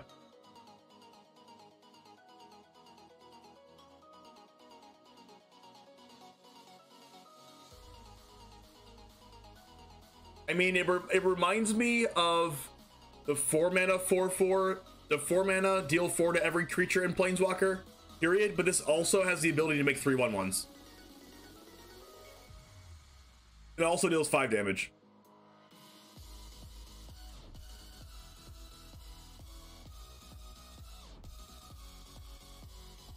Yeah, Storm's Wrath. This is like a Storm's Wrath, but kind of better. So I'm going to say this card actually does see a lot of play. Like maybe like a Jeskai control deck, or like a Grixis control deck in like standard or something. Yeah, that's pretty good. Pretty good. It's especially good in a, oh, you know what? I might play this in my Boros midrange deck in Historic. No, it might be too expensive. Because like, if I don't need the board wipe, it doesn't sit in my hand. It makes 3/1/1s with haste. I might actually play this in Boros midrange in Historic. It's good as a sideboard option in midrange decks because you can just choose to make 3/1/1s. Adversary? Oh, I know that too. Sideboard maybe? Yeah, it would be a sideboard card. Burn the Accurse is a 5 mana instant. Burn the Accurse deals 5 damage to target creature and 2 damage to that creature's controller. If it dies this turn, exile it instead. This is a very good limited card. Other than that, it's way too expensive. Cathartic Pyre is a 2 mana instant. Choose one. Cathartic Pyre deals 3 damage to target creature or planeswalker, or discard up to 2 cards, then draw that many. Oh my gosh, this is actually like really good. This like reminds me of Prismari Command, but doesn't have to be played in blue decks.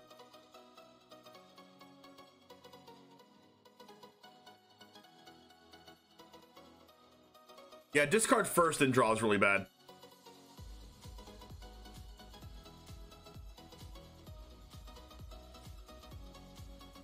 But like, I wouldn't be surprised if this card saw play.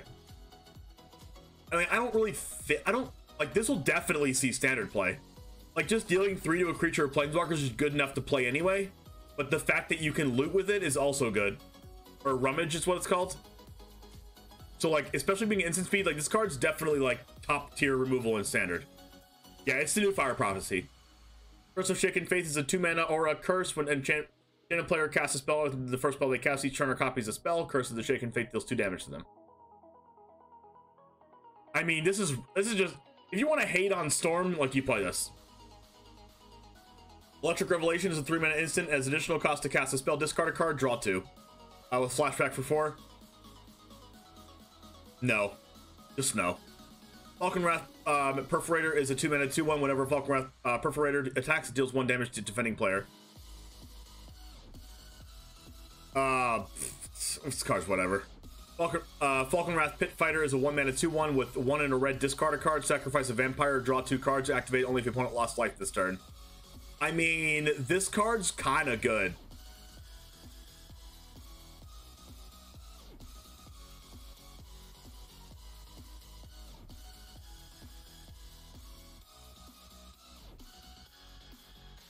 Yeah, that's what I'm saying. Like, it's a red 1-drop and it has 2 power, so it's kind of like a monkey.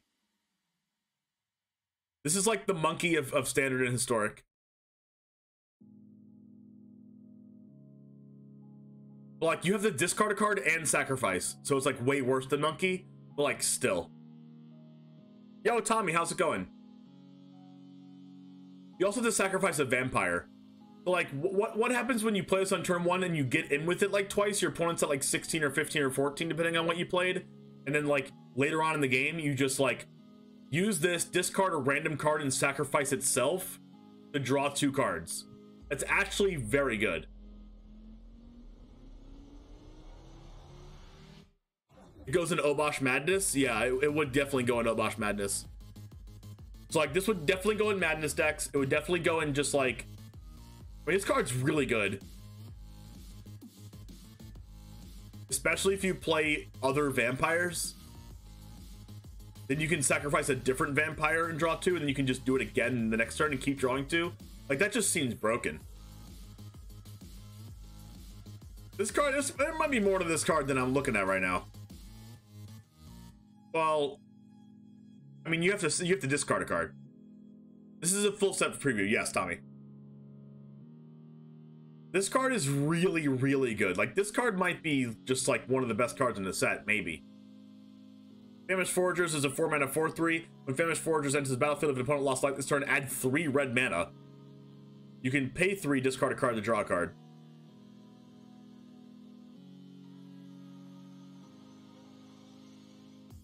Is there going to be some kind of Storm deck that abuses this?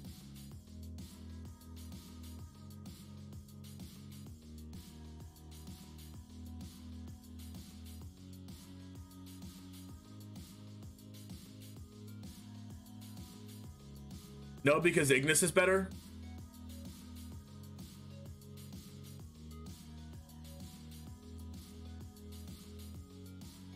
Like, this is probably just like a 1-mana 4/3. Like, you just play this and gain all your mana back and then use all the mana. I would not be surprised if this card was played in historic or something.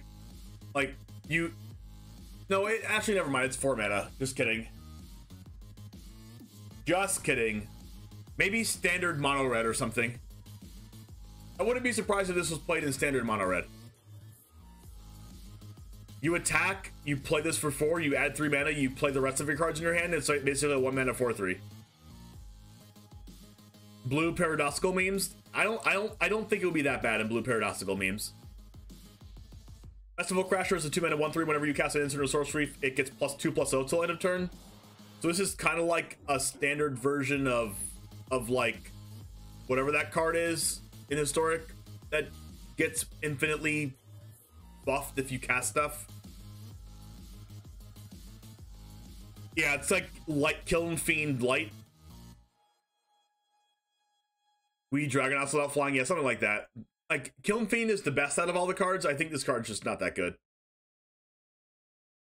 Geist Flame Reservoir is a 3-mana artifact. It's rare. Whenever you cast an instant or sorcery spell, put a charge counter on it. Pay 1 in a red and tap it. Remove any number of charge counters from it. It deals that much damage to any target.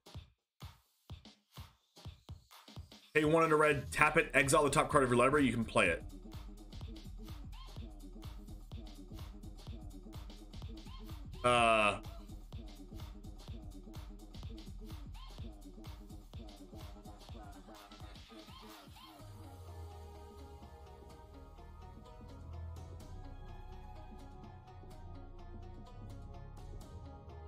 It also says you can play it, not cast it. So if it's land, you can still play it. But like Prismari command is everywhere. Like Culligan's command is played. Like just so many things, skill artifacts. So like because of that, it's worse. But like it's still pretty good. Yeah, Apparition. Yeah, a lot of cards. Yeah, true. All right, Immolation's a 1 mana aura. Enchant creature gets +2/-2. Wow, weird. I mean, I don't know what to think about this. Probably not. It's probably not good enough. Lambholt Harrier is a 2 mana 2/2. Pay 4 mana. Target creature can't block. I mean, it is a 2 mana 2/2 with upside. So like, I'm gonna say it's just like pretty good and limited. It's pretty good and limited, but I don't think it's good anywhere else. Light Up the Night is X and a red with a sorcery. Light Up the Night deals X damage to any target. It deals X +1 damage instead if the target's a creature or planeswalker. Okay. Flashback for 4. Remove X loyalty counters from among planeswalkers you control. If you cast a spell this way, X can't be 0. Oh, that's pretty cool. It's an X spell with flashback. It doesn't actually flashback for X. You just remove loyalty counters.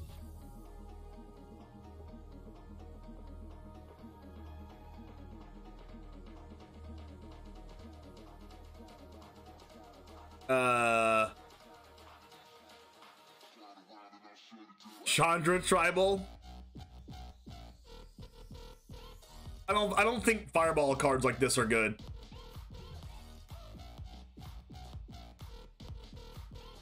Lunar Frenzy's X and 1 instant. Target creature you control gets +X/+7, gains first strike and trample. This card is like, you cast this for 5 in limited and you just win the game.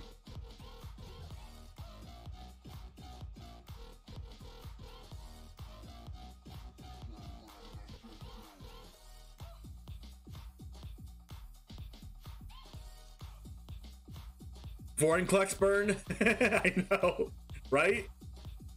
Conjure 4 that deals damage whenever it loses loyalty is pretty funny with the flashback. You're not wrong. That's funny, but like that card's not even that good though. Lunar Frenzy's just insane and limited. But like other than that, the fact that it gets trample is busted. You just win the game.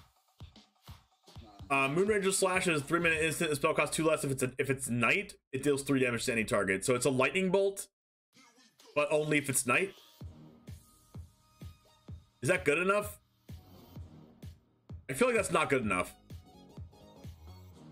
Lightning bolt. Oh my gosh, that's perfect. That's perfect.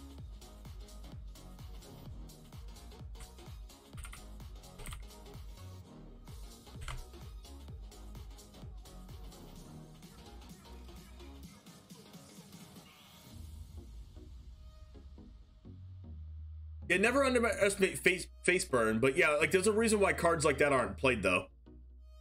This Moonranger Slash is pretty good though. I mean, I would say it's pretty good, but like only in limited when you have night synergies, but it doesn't become night if you don't have a creature on board that makes it night, right?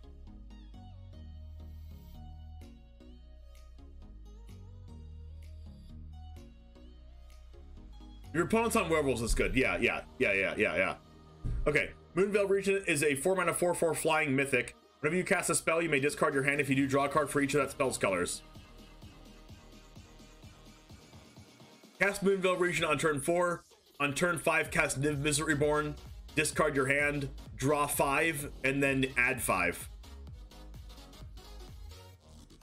Picking up what I'm putting down.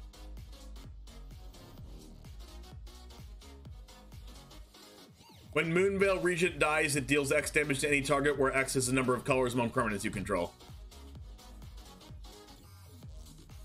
I mean,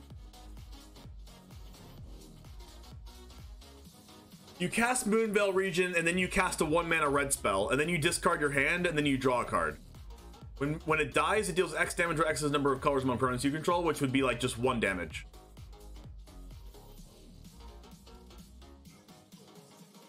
But yeah, it doesn't say once per turn, so you just cantrip every red spell. So like, if you have no hand, it just becomes every spell you cast, you draw a card. That seems like way too good.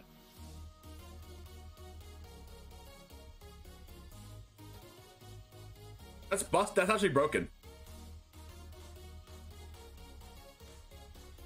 And it's a 4/4 flyer. And then it also deals damage when it dies. Yeah, this card's amazing.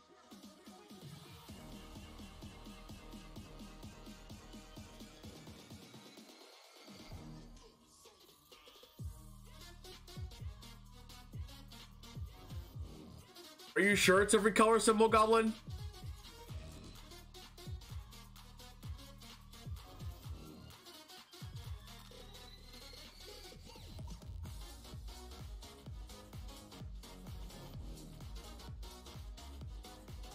It says each of that spell's colors.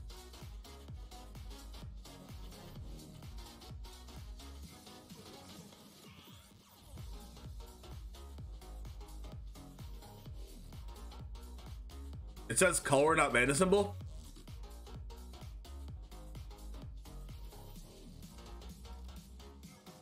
That's true, it's good with flashback too.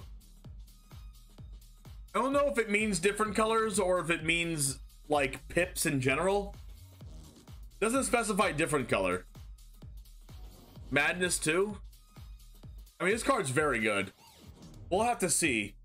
But like, if you're playing like a Madness aggro deck, this card's probably insane. Mono red and standard probably card's insane. It's probably too expensive for mono red and historic though. Alright, Mounted Dread Knight is a 5 mana 5/4 trample, enters the battlefield with +1/+1 counter on it if the opponent lost life this turn. 5 mana 6/5 trample. Pretty good and limited. Neonate's Rush is a 3 mana instant. The spell costs 1 less to cast if you control a vampire. So 2 mana, deals 1 to a creature and 1 to its controller, draw a card. If this said like 2, then it would be way better, but I think this card's bad. Obsessive Astronomer is a 2 mana 2/2. If it's neither day or night, it becomes day. As Obsessive Astronomer enters the battlefield. Whenever day becomes night or night becomes day, discard up to 2 cards and draw that many cards. Like based on what I've seen so far with the night and day cards, it's gonna be pretty difficult to like trigger it every single turn and also play the game how you want to play it. So like I don't think these day night cards are powerful enough. But it being a 2 mana 2/2 already is fine. 2 mana 2/2, it becomes day. And then if it was already night and you cast this, it becomes day, so you discard the 2 and draw that many cards. So like, I guess it's like utility or something, but like, I don't see it happening a lot.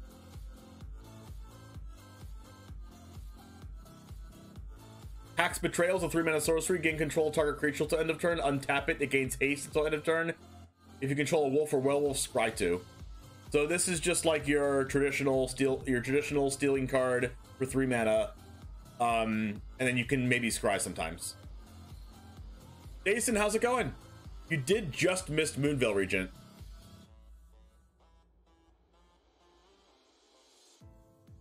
Play with Fire is a 1 mana instant. It deals 2 damage to any target. If a player is dealt damage this way, scry 1. Oh, so it's strictly better shock. This is probably played in every historic deck that wants to play shock instead of shock.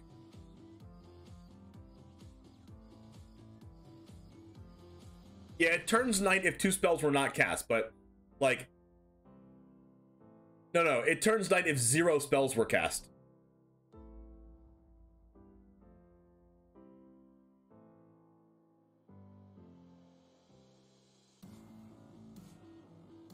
So Play with Fire is played in every deck that wants to play shock because it's strictly better shock. Purifying Dragon's a 5 mana 4/3 uncommon with flying. When it attacks, it deals 1 damage to target creature defending player controls. If that creature is a zombie, Purifying Dragon deals 2 damage to it instead. This is relevant because the zombies have decayed, and the zombies are 2/2s. A 5 mana 4/3 dragon is still pretty relevant in limited, except for we have cards like Moonrager Slash that we've played in limited, and Cathartic Pyre will be played in limited. So anything with 3 toughness is going to be a little bit of a hard sell. But I think I like it even because it's a flyer and it has 4 power with upside. Mysterious Yellow Drink is Diet Mountain Dew. Let's go.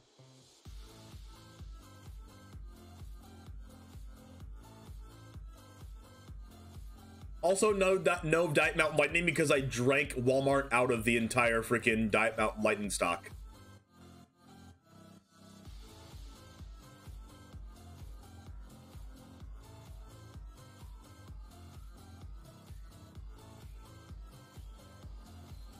Let's see. Raise the Effigy is a 1-mana instant. Choose one, destroy an artifact, or target attacking creature gets +2/+2 till end of turn. I think this is actually really relevant in limited, and it's not relevant anywhere else, I think. But or maybe it's like a sideboard card in historic against people playing like Portable Hole and things like that against with different artifacts that try to get rid of their stuff. But something getting +2 and +2 or destroying an artifact is pretty good in limited, especially when you have artifacts like Geist Flame Reservoir in the format and things like that. It becomes pretty valuable, so I wouldn't mind drafting one of these in my draft deck. I don't think it's good enough for constructed though, unless it's like a sideboard card if people decide to play a lot of artifacts in standard.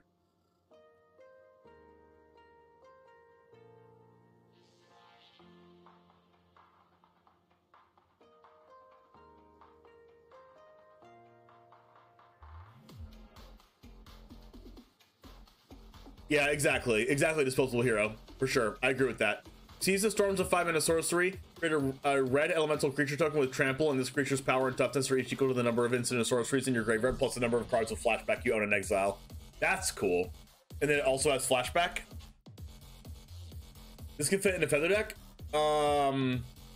Maybe because you can give your stuff +2/+2 if you don't need to destroy an artifact, plus it just goes back to your hand, and it has the ability to destroy an artifact later on in the game. Yeah, I can see that happening. It's like a one-of. This card is neat. It's cool, but it's also probably only limited playable and nothing else. It's 5 mana. Stolen Vitality is a 2-mana instant. Target creature gets +3/+1 till end of turn. If it's your turn, the creature gains trample till end of turn. Otherwise, it gains first strike. Oh, that's so cool. That's actually so cool. I think this is probably one of the best. It's probably the best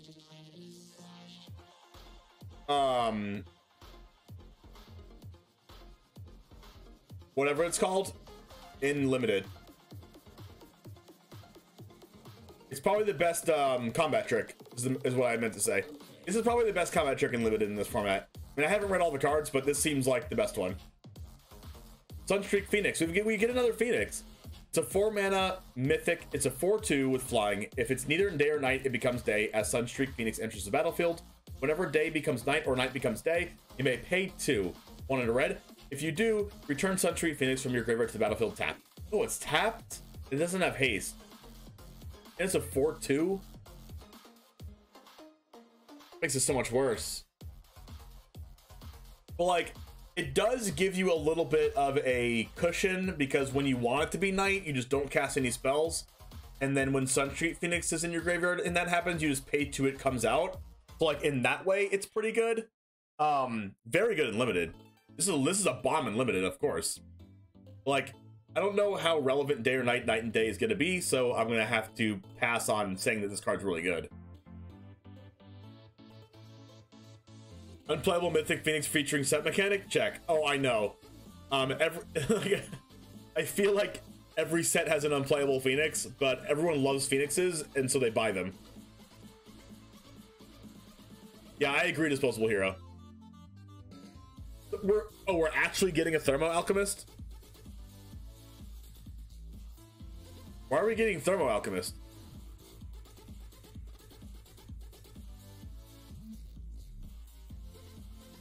Yo, look at Spice Lord with the freaking Charmeleon. That looks good.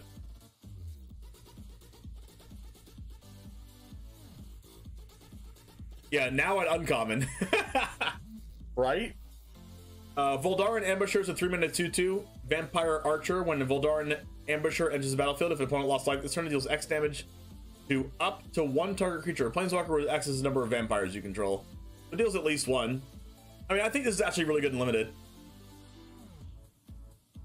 Like, I think limited vampires is actually gonna become a deck. There's a lot of vampires in this set.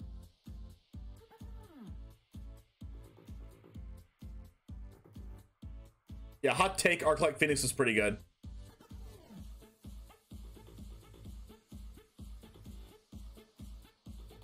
do get to snipe something. It literally has a bow and arrow, so you get to snipe things with bow and arrows, which is pretty pog. Alright, Voldaren Stinger is a 1-mana 1/1 vampire warrior. It has first strike as long as it's attacking. You can pay 2 in a red to have it get +2/+0 till end of turn. I mean, that's repeatable, so like that's pretty good in limited. Also has first strike. So like you do that one time, it's a 3/1 first strike. It can probably attack through a lot of things your opponent has on board. You have 6 mana, you attack with this, your opponent's just not blocking. Green.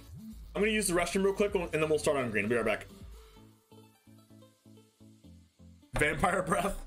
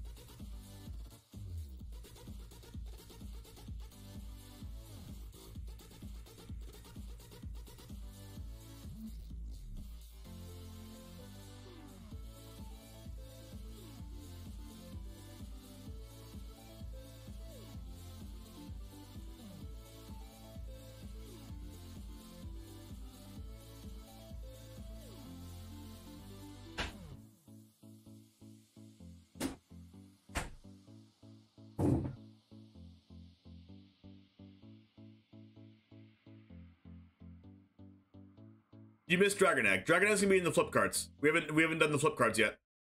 Hogger of Autumn. Yeah, right? The set is fully spoiled, that's why I'm doing it now. We just haven't seen the flip cards yet. The flip cards are at the bottom. Hogger of Autumn's a 1 and 2 green for a 2/3. You can look at the top card of your library anytime. You may play lands on the top of your library. Okay, so it's a Rata. Coven, as long as you control 3 or more creatures with different powers, you may cast creature spells from the top of your library. So it's a Rata mixed with a Vizier of the Menagerie. And both of those cards are not playable.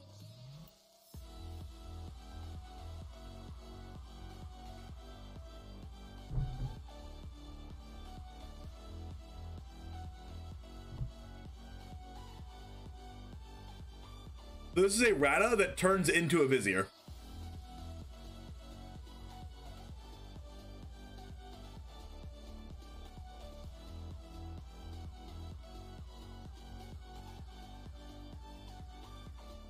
But it's a Vizier and a Rata at the same time.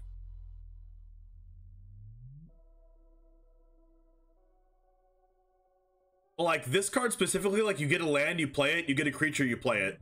Neither Rata nor Vizier can do that. But Rata also has the ability to just kill your opponent out of nowhere and also has first strike when it's attacking. I think this is around the same power level as Rata. It's also double green. I would say this will probably see some niche play, but I think it's just niche. Bounding Wolf is a 3-mana 3/2 with Flash and Reach, which is interesting. That's pretty cool, though.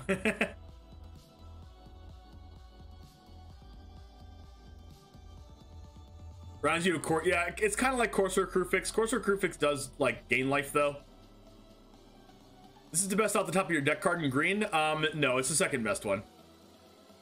Wolf can jump, yeah. The best one is the one that lets you get an additional land off the top of your library every turn.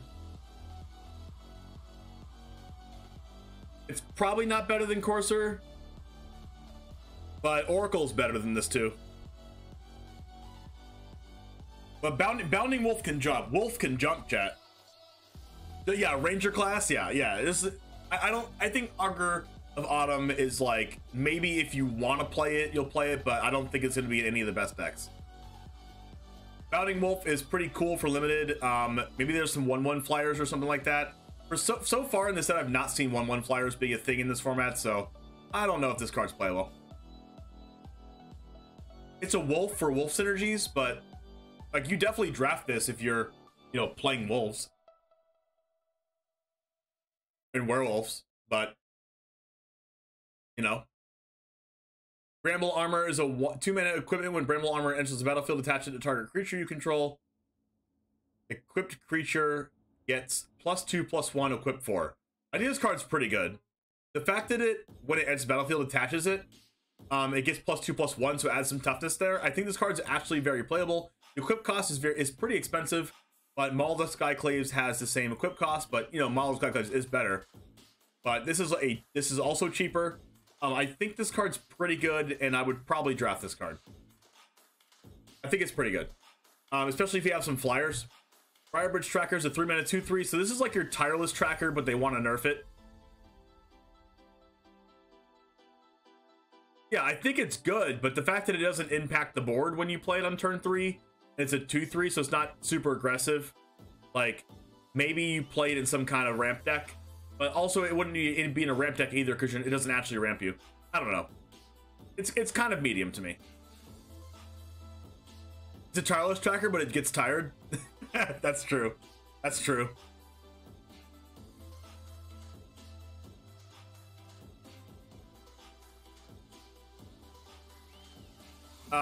ETB Investigate has Vigilance. As long as you control a token, it gets +2/+0.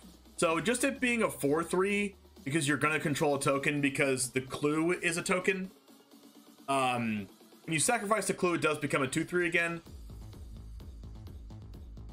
But like, it's a 3-mana 4/3, but then when you draw a card off of it, it's 2 mana and -2/-0. It's kind of like, it has Vigilance, which is pretty cool.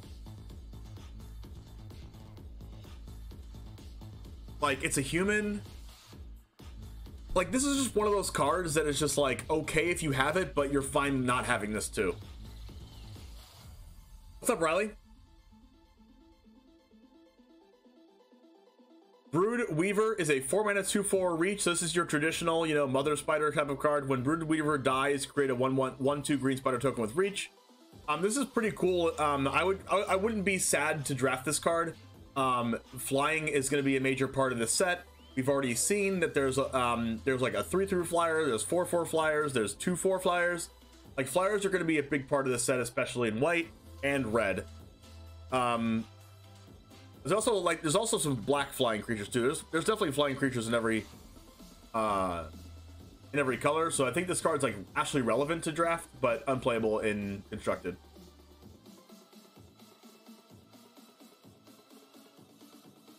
The closest card to Briarbridge Tracker is like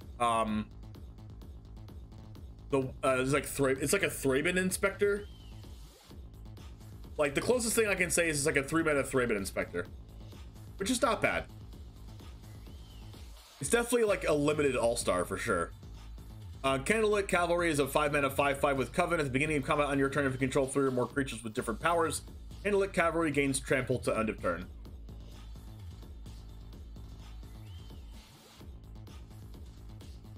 I mean, a 5-mana 5/5 with the ability to have trample is really good in limited, so I'm just gonna go ahead and say this is a really good card in limited, and trash every other way. Clear Shot is a 2 and a green for an instant. Target creature you control gets +1/+1 till end of turn. It deals damage equal to its power to target creature you don't control. Now, this card is actually insane in limited. Does anybody remember Ambuscade? Ambuscade's busted. This card's like an Ambuscade, but better. This card is actually insane removal in green in limited, and it's like a 5/5 in limited. I mean, yeah, it's a 4/5 in limited. It's not a bomb, especially an uncommon, but this card's really good. And if I was playing green, I'd want all of these cards in my deck. It's a blow. Yeah, it's a blowout.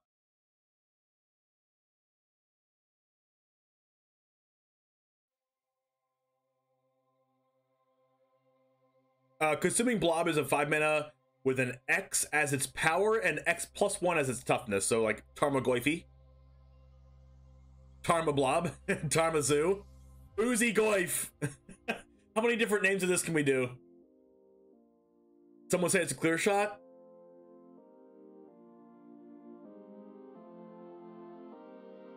Consuming Blot's power is equal to the number of card types among cards in your graveyard, and toughness is equal to that number plus 1.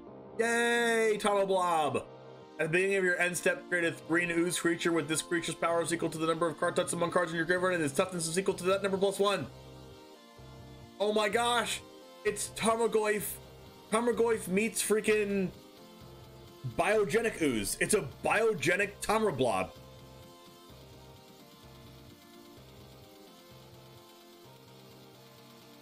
It's not Fat Cocoa, it's Scuffed Genesis Ultimatum, basically. Like, listen, as a community in our channel, we need to give this a name. What is this? Like, freaking, we're just gonna call this Ivysaur?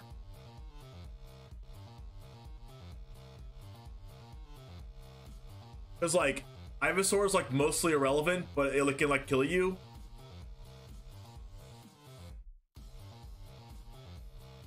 Blob Squad? I like Blob Squad. I like Blobagoyf. I like Taragoo. What about Googoyf? Goo Squad. Harmogoo. Googoyf.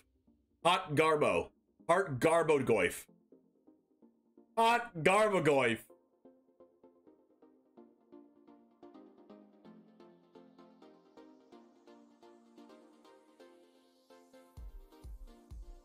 Biogenic Globagoyf. Felipe Nep, thanks for the follow.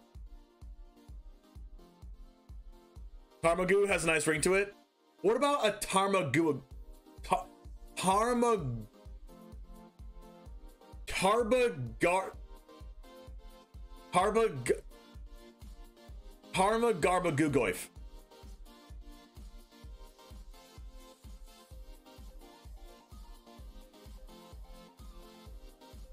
Tarmagarbagoogoyf. I found the name. Consuming Bloif. Consuming Blobagoyf. Hot Garbatama Blobgoyf Squad.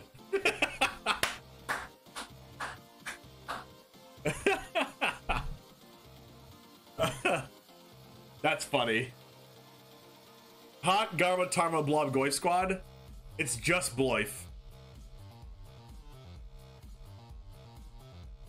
Alright.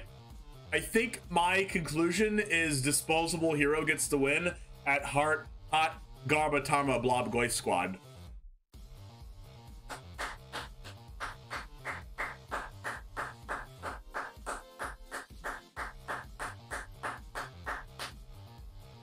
Okay, moving on to Contortionist Troop is an X and 1 for a 0/0. It enters the battlefield with X +1/+1 counters on it. Coven, at the beginning of your end step, if you control 3 or more creatures with different powers, put a +1/+1 counter on target creature you control. I have to read that all over again because I literally forgot everything I just said. It's an X and 1 for a 0/0. It's a human. It enters the battlefield with X +1/+1 counters on it. So I guess if you pay 3 mana, it's a 2/2. Coven, at the beginning of your end step, if you control 3 or more creatures with different powers, put a 1/1 counter on target creature you control. Oh, that's like pretty bad. I mean, it's okay and limited though. Drunheart Mentor is a 3 mana 0/4. When it enters the battlefield, create a 1/1 human. Coven. Coven pays 6 mana. Target creature you control pays +3/+3 and trample to end of turn. That card's awful. Oh my god, this card's disgusting. So bad. Dawnheart Rejuvenator is a 4 mana 2/4. When it enters the battlefield, you gain 3 life and then you add a mana of any color. For 4 mana, you better have all your mana. This card's trash. Actually, it would be okay if you played like a 4-color deck.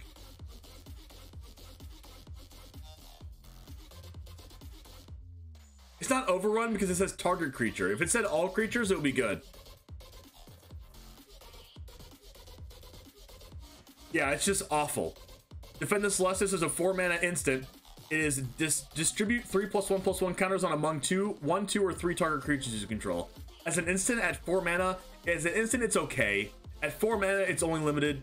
I mean, I would say it's kind of good with limited, especially if you're playing an aggro deck and you just like have 3 creatures on board and like you go to your turn, attack and pass, or and then your opponent like blocks in an advantageous way, because they have to like protect their life total, and then you defend the Celestis and they freaking die. But like also, if you like hold your creatures back and you're kind of in a board stall and your opponent goes to attack you, you're like, defend the Celestis, block, block, block, and you just freaking win.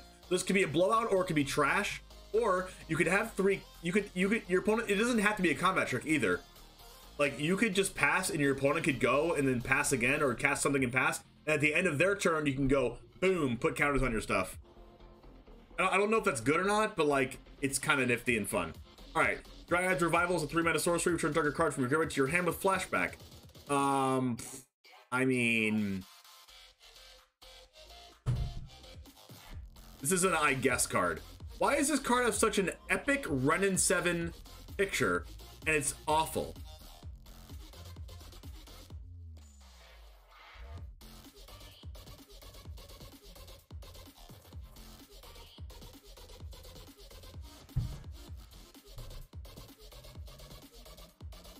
You wouldn't play it in Brawl if your commander was Hardened Scales. Yeah, return card is any card. Like, it's kind of bad. Like, you would pay 3 mana as a sorcery to do that, though?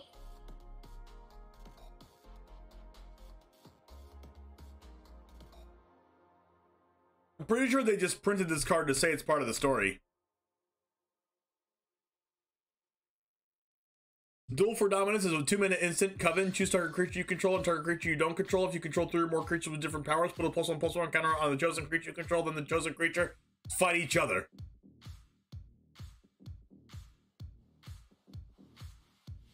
I mean, it being a 2-mana instant fight spell is kind of good, even if it didn't have the Coven ability. So I'm going to say this card's very good. Yeah, but Eternal Witness is a creature that you can blink, that you can recycle. Eternal Witness is infinitely better than Dryad's Revival.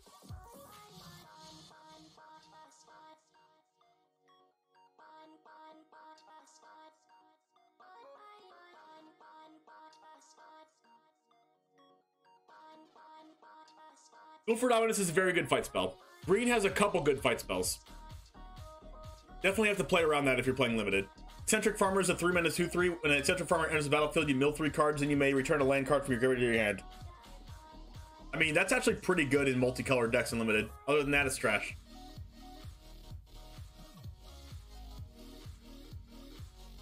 Wait, it does nothing without Coven?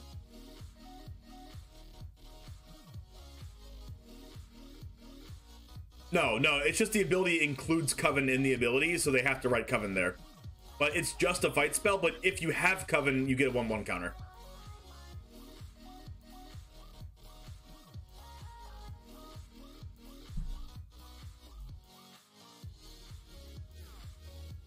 Alright, Harvest Tide Sentry is a 2-mana 3/1 with Coven at the beginning of combat on your turn.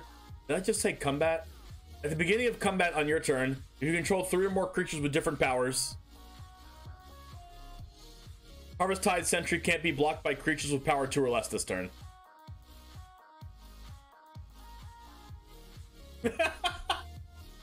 Xenometal. If you get a combat on your turn, if you control 3 or more creatures with different powers, Harvest Tide Sentry can't be blocked by creatures with power 2 or less. I mean, it can get in there. It's a 2-mana curve filler. Other than that, whatever. I wouldn't be sad to have this in my deck. I also wouldn't be happy either.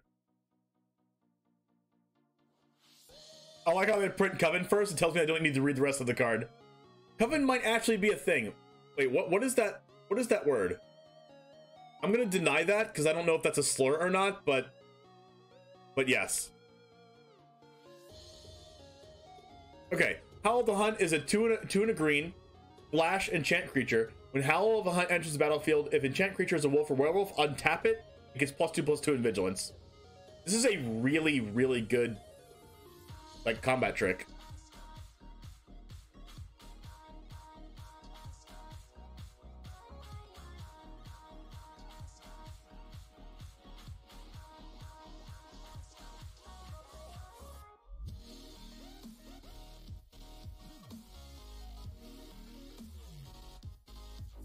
Surprisingly good wolf pants. Coven seems trashed, worse than Day Night. I think Coven's better than Day Night.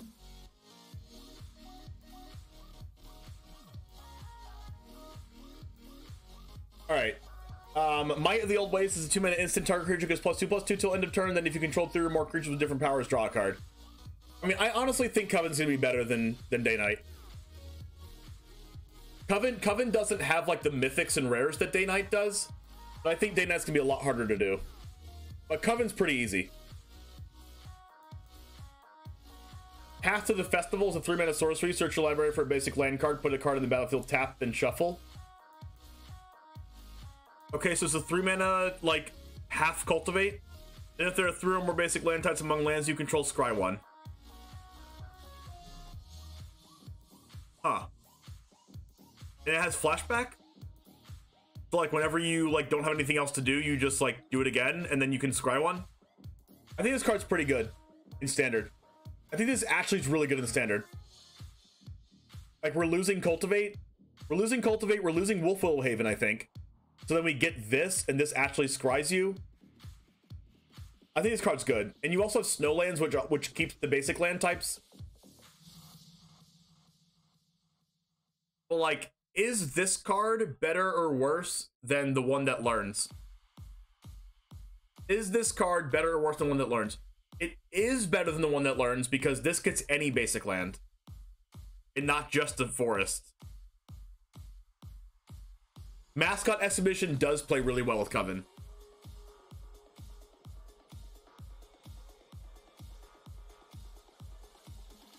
But Into the North isn't in Standard, though. I'm talking about Standard. Right? Isn't Into the North not in Standard?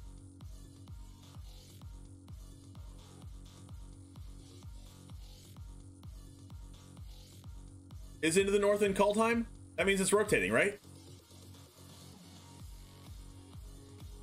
No. Into the North is just an historic, isn't it?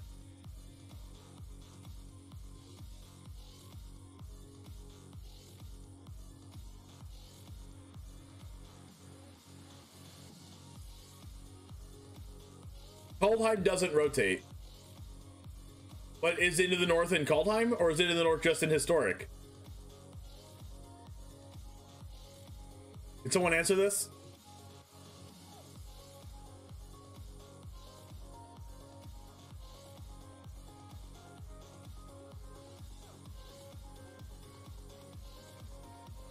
Whoa, hold on, chat. Hold on, chat. Something weird just happened. Chat. I posted this on Twitter when I heard that from you guys, chat.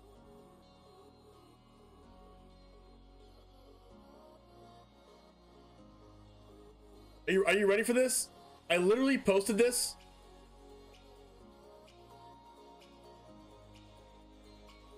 Like literally an hour ago. 12 retweets and 100 likes. What is wrong? What is wrong with the community? I've never gotten this from a tweet like an hour after I tweeted it.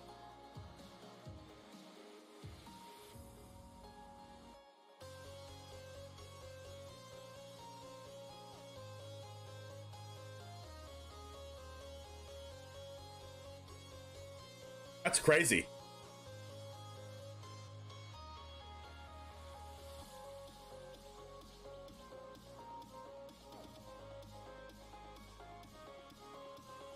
Okay, so since Into the North is historic only, I think this card's actually good in Standard. Pestilent Wolf is a 2-mana 2/2, good and limited. 2 and a green, Pestilent Wolf gains Death Touch. Alright, so 2-mana 2/2, Wolf synergy with ability to have Death Touch, pretty good. Yeah, it wasn't even an hour ago, it's weird, right? James leaving Magic to become full-time influencer? Well, that's the goal. That's the goal. You guys are just here in the beginning. You guys are here to see the rise to stardom. You guys are here to be the first part of the growth wave. Okay, if anything, you guys are the best people on Earth. Like, right now, you guys are, like, the people.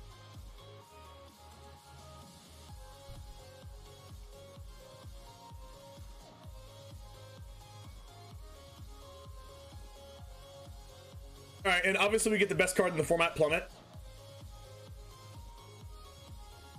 Primal Adversary is a 3-mana 4/3 with trample. When Primal Adversary enters the battlefield, you may pay 1 and a green any number of times. When you may pay this cost 1 or more times, put that many +1/+1 counters on Primal Adversary. Then up to that many target lands you control become a 3/3 wolf creatures with haste that are still lands, and that is permanent.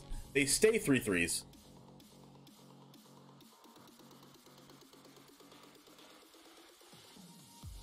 It wouldn't be an actual real set without Plummet. Furry Nissa. Just call this Frissa. I mean, a 3-mana 4/3 trample by itself is insane. Add on the fact that you can have a 5-mana 5/4 trample that also makes a 3/3. Like, it doesn't untap, but you get the 3/3, and then on your turn, you get to attack with them.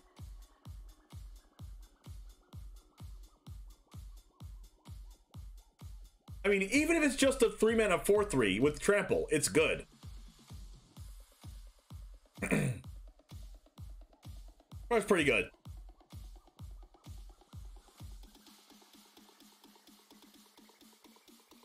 Yeah, Nissa animated lands that get wolfed are 6/6s. Actually, that's not true, because Nissa specifically says on the card that you can't target a creature land. And both Primal Adversary and Nissa both make the lands into creatures.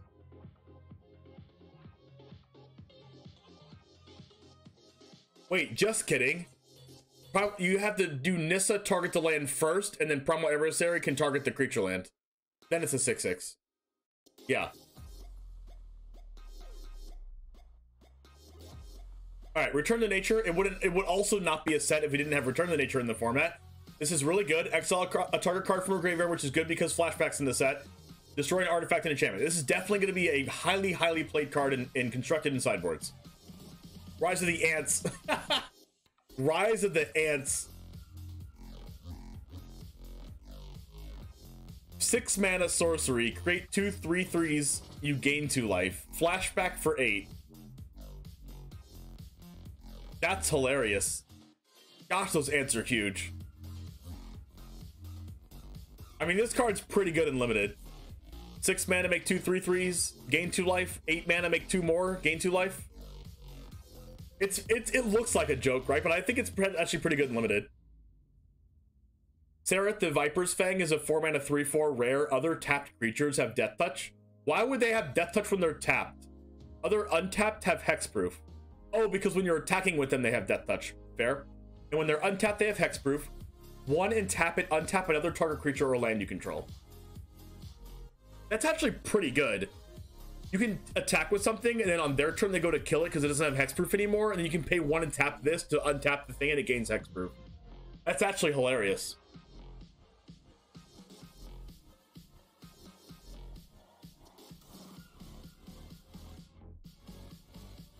It's Paradise Druid. That's not even close to Paradise Druid.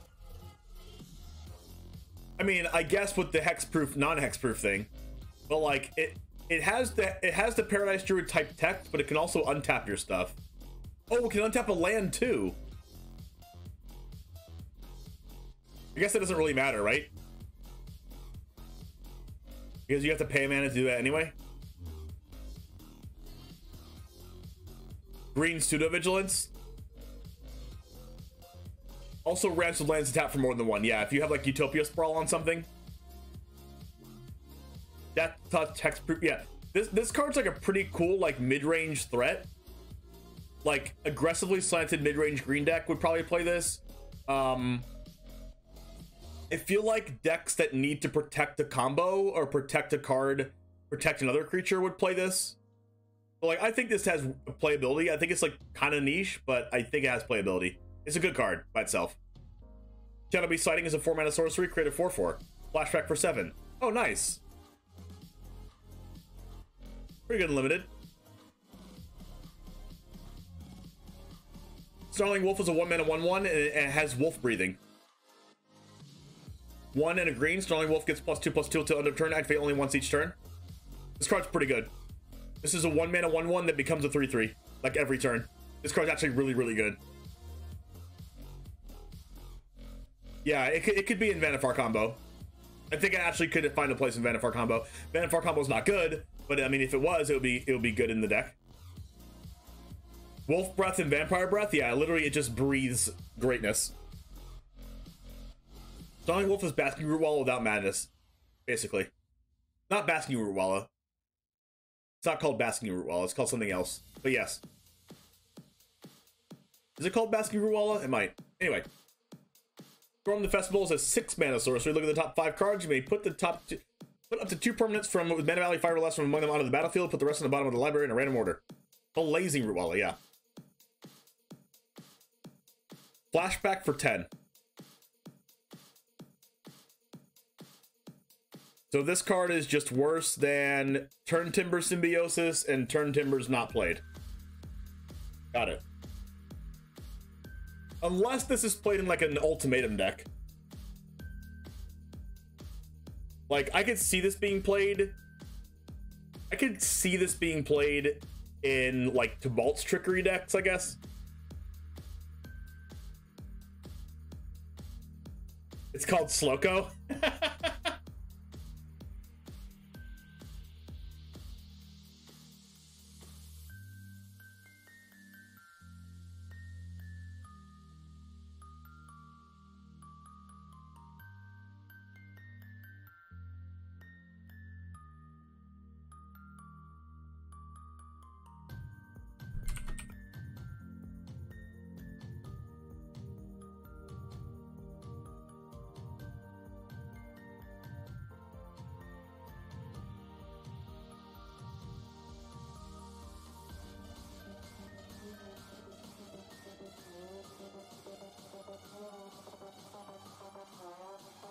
Let's see. Tapping at the windows of 2-mana sorcery. Look at the top 3 cards of your library. You reveal a creature card from your among them and put them into your hand. Put the rest in your grave. Flashback for 3. Ooh, this is good for Delirium.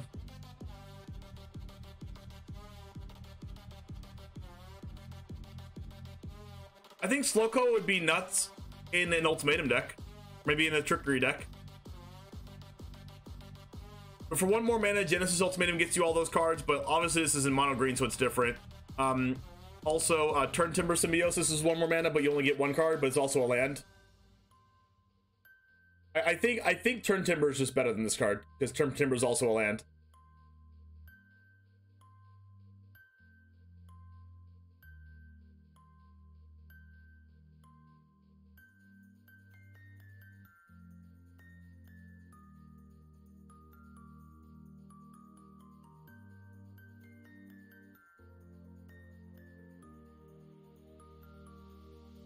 Tapping at the window is good in like a green Delirium deck. Timberland Guide is a 2-mana 1/1. When it enters the battlefield, put a 1/1 counter on target creature. We have a lot of cards like that. Turn the Earth is a 1-mana instant. Choose up to 3 target cards in graveyards. The owner of those cards shuffle them into the libraries. You gain 2 life. A flashback for 2. I mean, yes, I can see this being actually a historic sideboard card. If you're not playing black for Cling to Dust, you could just like play this. Like, shuffling like a lot of cards into the library from graveyard is actually really relevant against especially decks like that utilize their graveyard with like Torrential Gear Hulk and Mizzix's Mastery.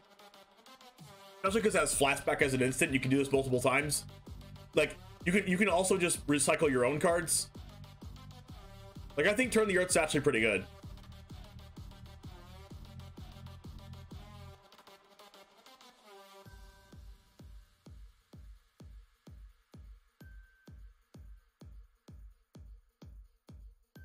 I think Turn of the Earth sees play. It's kind of niche, but I think it does see play. Natural Growth is a 5 mana with 4 green pips enchantment. Wait a second. This card would be pretty good if we had like a lot of devotion synergies. Where are our mono green devotion players at? Where are our mono green devotion players at for Unnatural Growth? At the beginning of each combat, double the power and toughness of each creature you control to end of turn. That's funny. Gilded Goose becomes an 0/4 at the start of your opponent's combat. Fling. Natural Growth doesn't give trample. That's true, but you get 0-4 Gilded Geese at your opponent's turn. On your opponent's turn, they just can't attack through them. Can you imagine?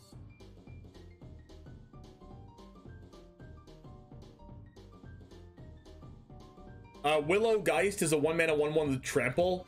Whenever one or more cards leave your graveyard, put a 1/1 counter on Willow Geist. When Willow Geist dies, you gain life equal to its power.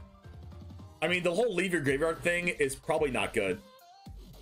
I mean, 1-mana 1/1 with trample that gets +1/+1 counters on is pretty nice.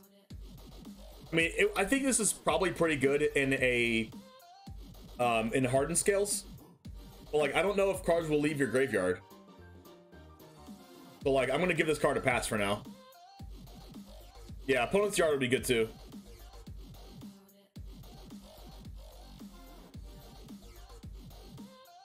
Yeah, flashback, disturb, yeah, things like that. But like, I'm thinking about like historic hardened skills. Oh, Scooz too? Yeah, Scooz is really good with this actually.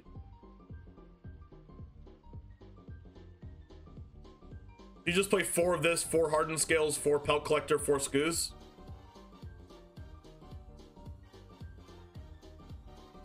Like, I don't think it's that bad.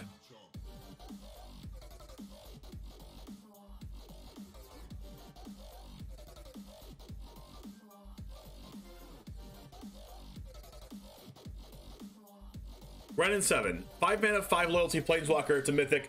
+1, reveal the top 4 cards of your library. Put all land cards revealed this way into your hand and the rest in your graveyard. So it's at least like a draw 1 or 2. Triggers, it makes Delirium. It puts your graveyard cards that you want in your graveyard.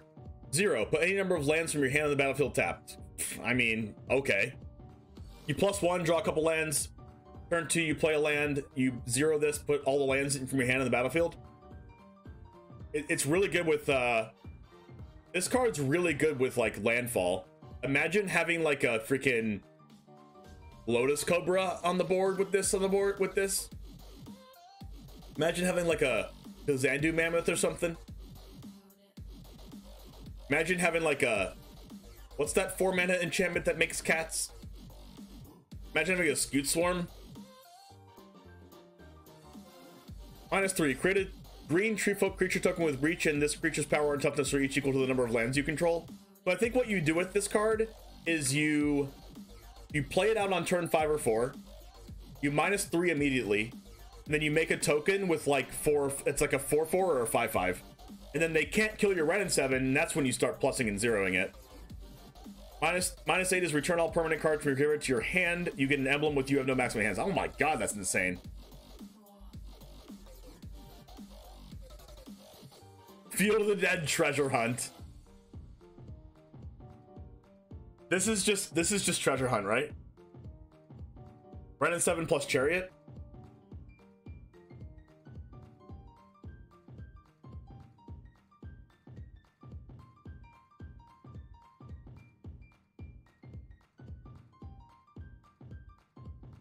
One second, chat. I have to answer a phone call from my job.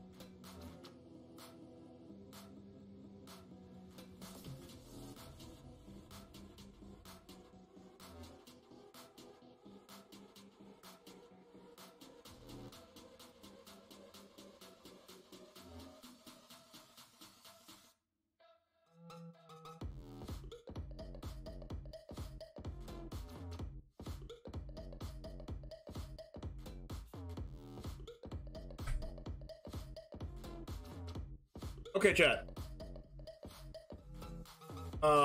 This makes a tree folk, it returns permanents. Like, I think this card's really good. Obviously really good in landfall decks and lands, and like decks that can utilize lands. Also decks that can utilize your graveyard. Pretty good. Obviously Mythic Planeswalker, like, it's gonna be good, right? All right, multicolored. Okay, I'm gonna do the multicolored artifacts, lands, and flip cards on my next stream. The reason being is my job just called me into work. So, yikes. You know what would be really good? If I didn't have to work a regular job and I could just stream full time, and I wouldn't have to worry about this. But that's a goal that we have. That is a goal that we have. As long as I review the basic lands. Okay, I can go over the basic lands real quick. Basic lands are amazing. They look absolutely insane.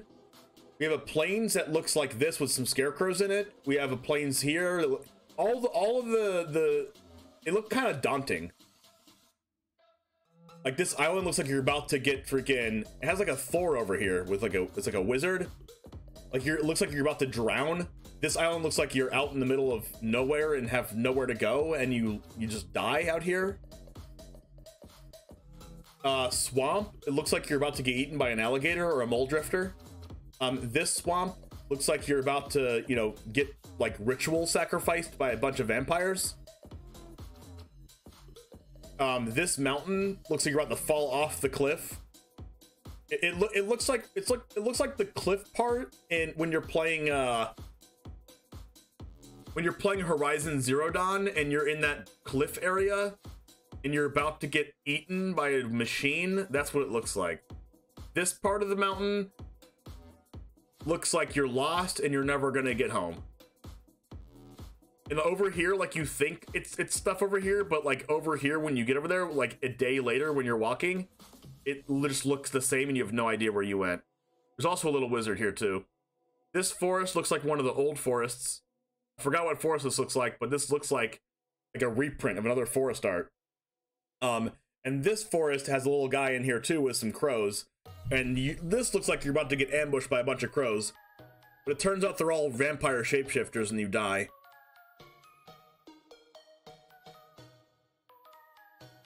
But they look kind of cool, not gonna lie.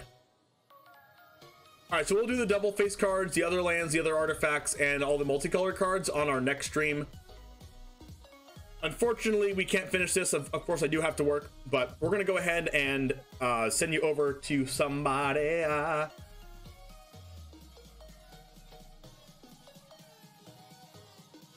We're gonna have to buy these? I'm pretty sure, yes. Well, maybe not. Thanks, Chippy Muck. Hey, Disposable Hero, thanks for the follow. If you like the content, feel free to toss me a follow. It really does help the stream.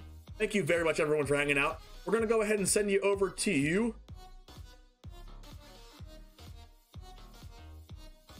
Who? Over to who? They just come in packs?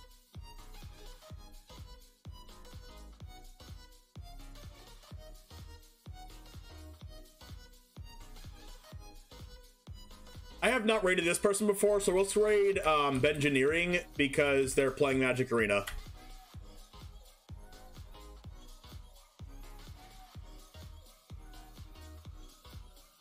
Alright guys, thank you so much for hanging out for the first half of our set review. We're going to do the second half tomorrow, starting at around 10 a.m. Eastern. And have a wonderful rest of your day. I have to go to work, but I will see you tomorrow. And as always, Goose Gang, out. Also, one more thing.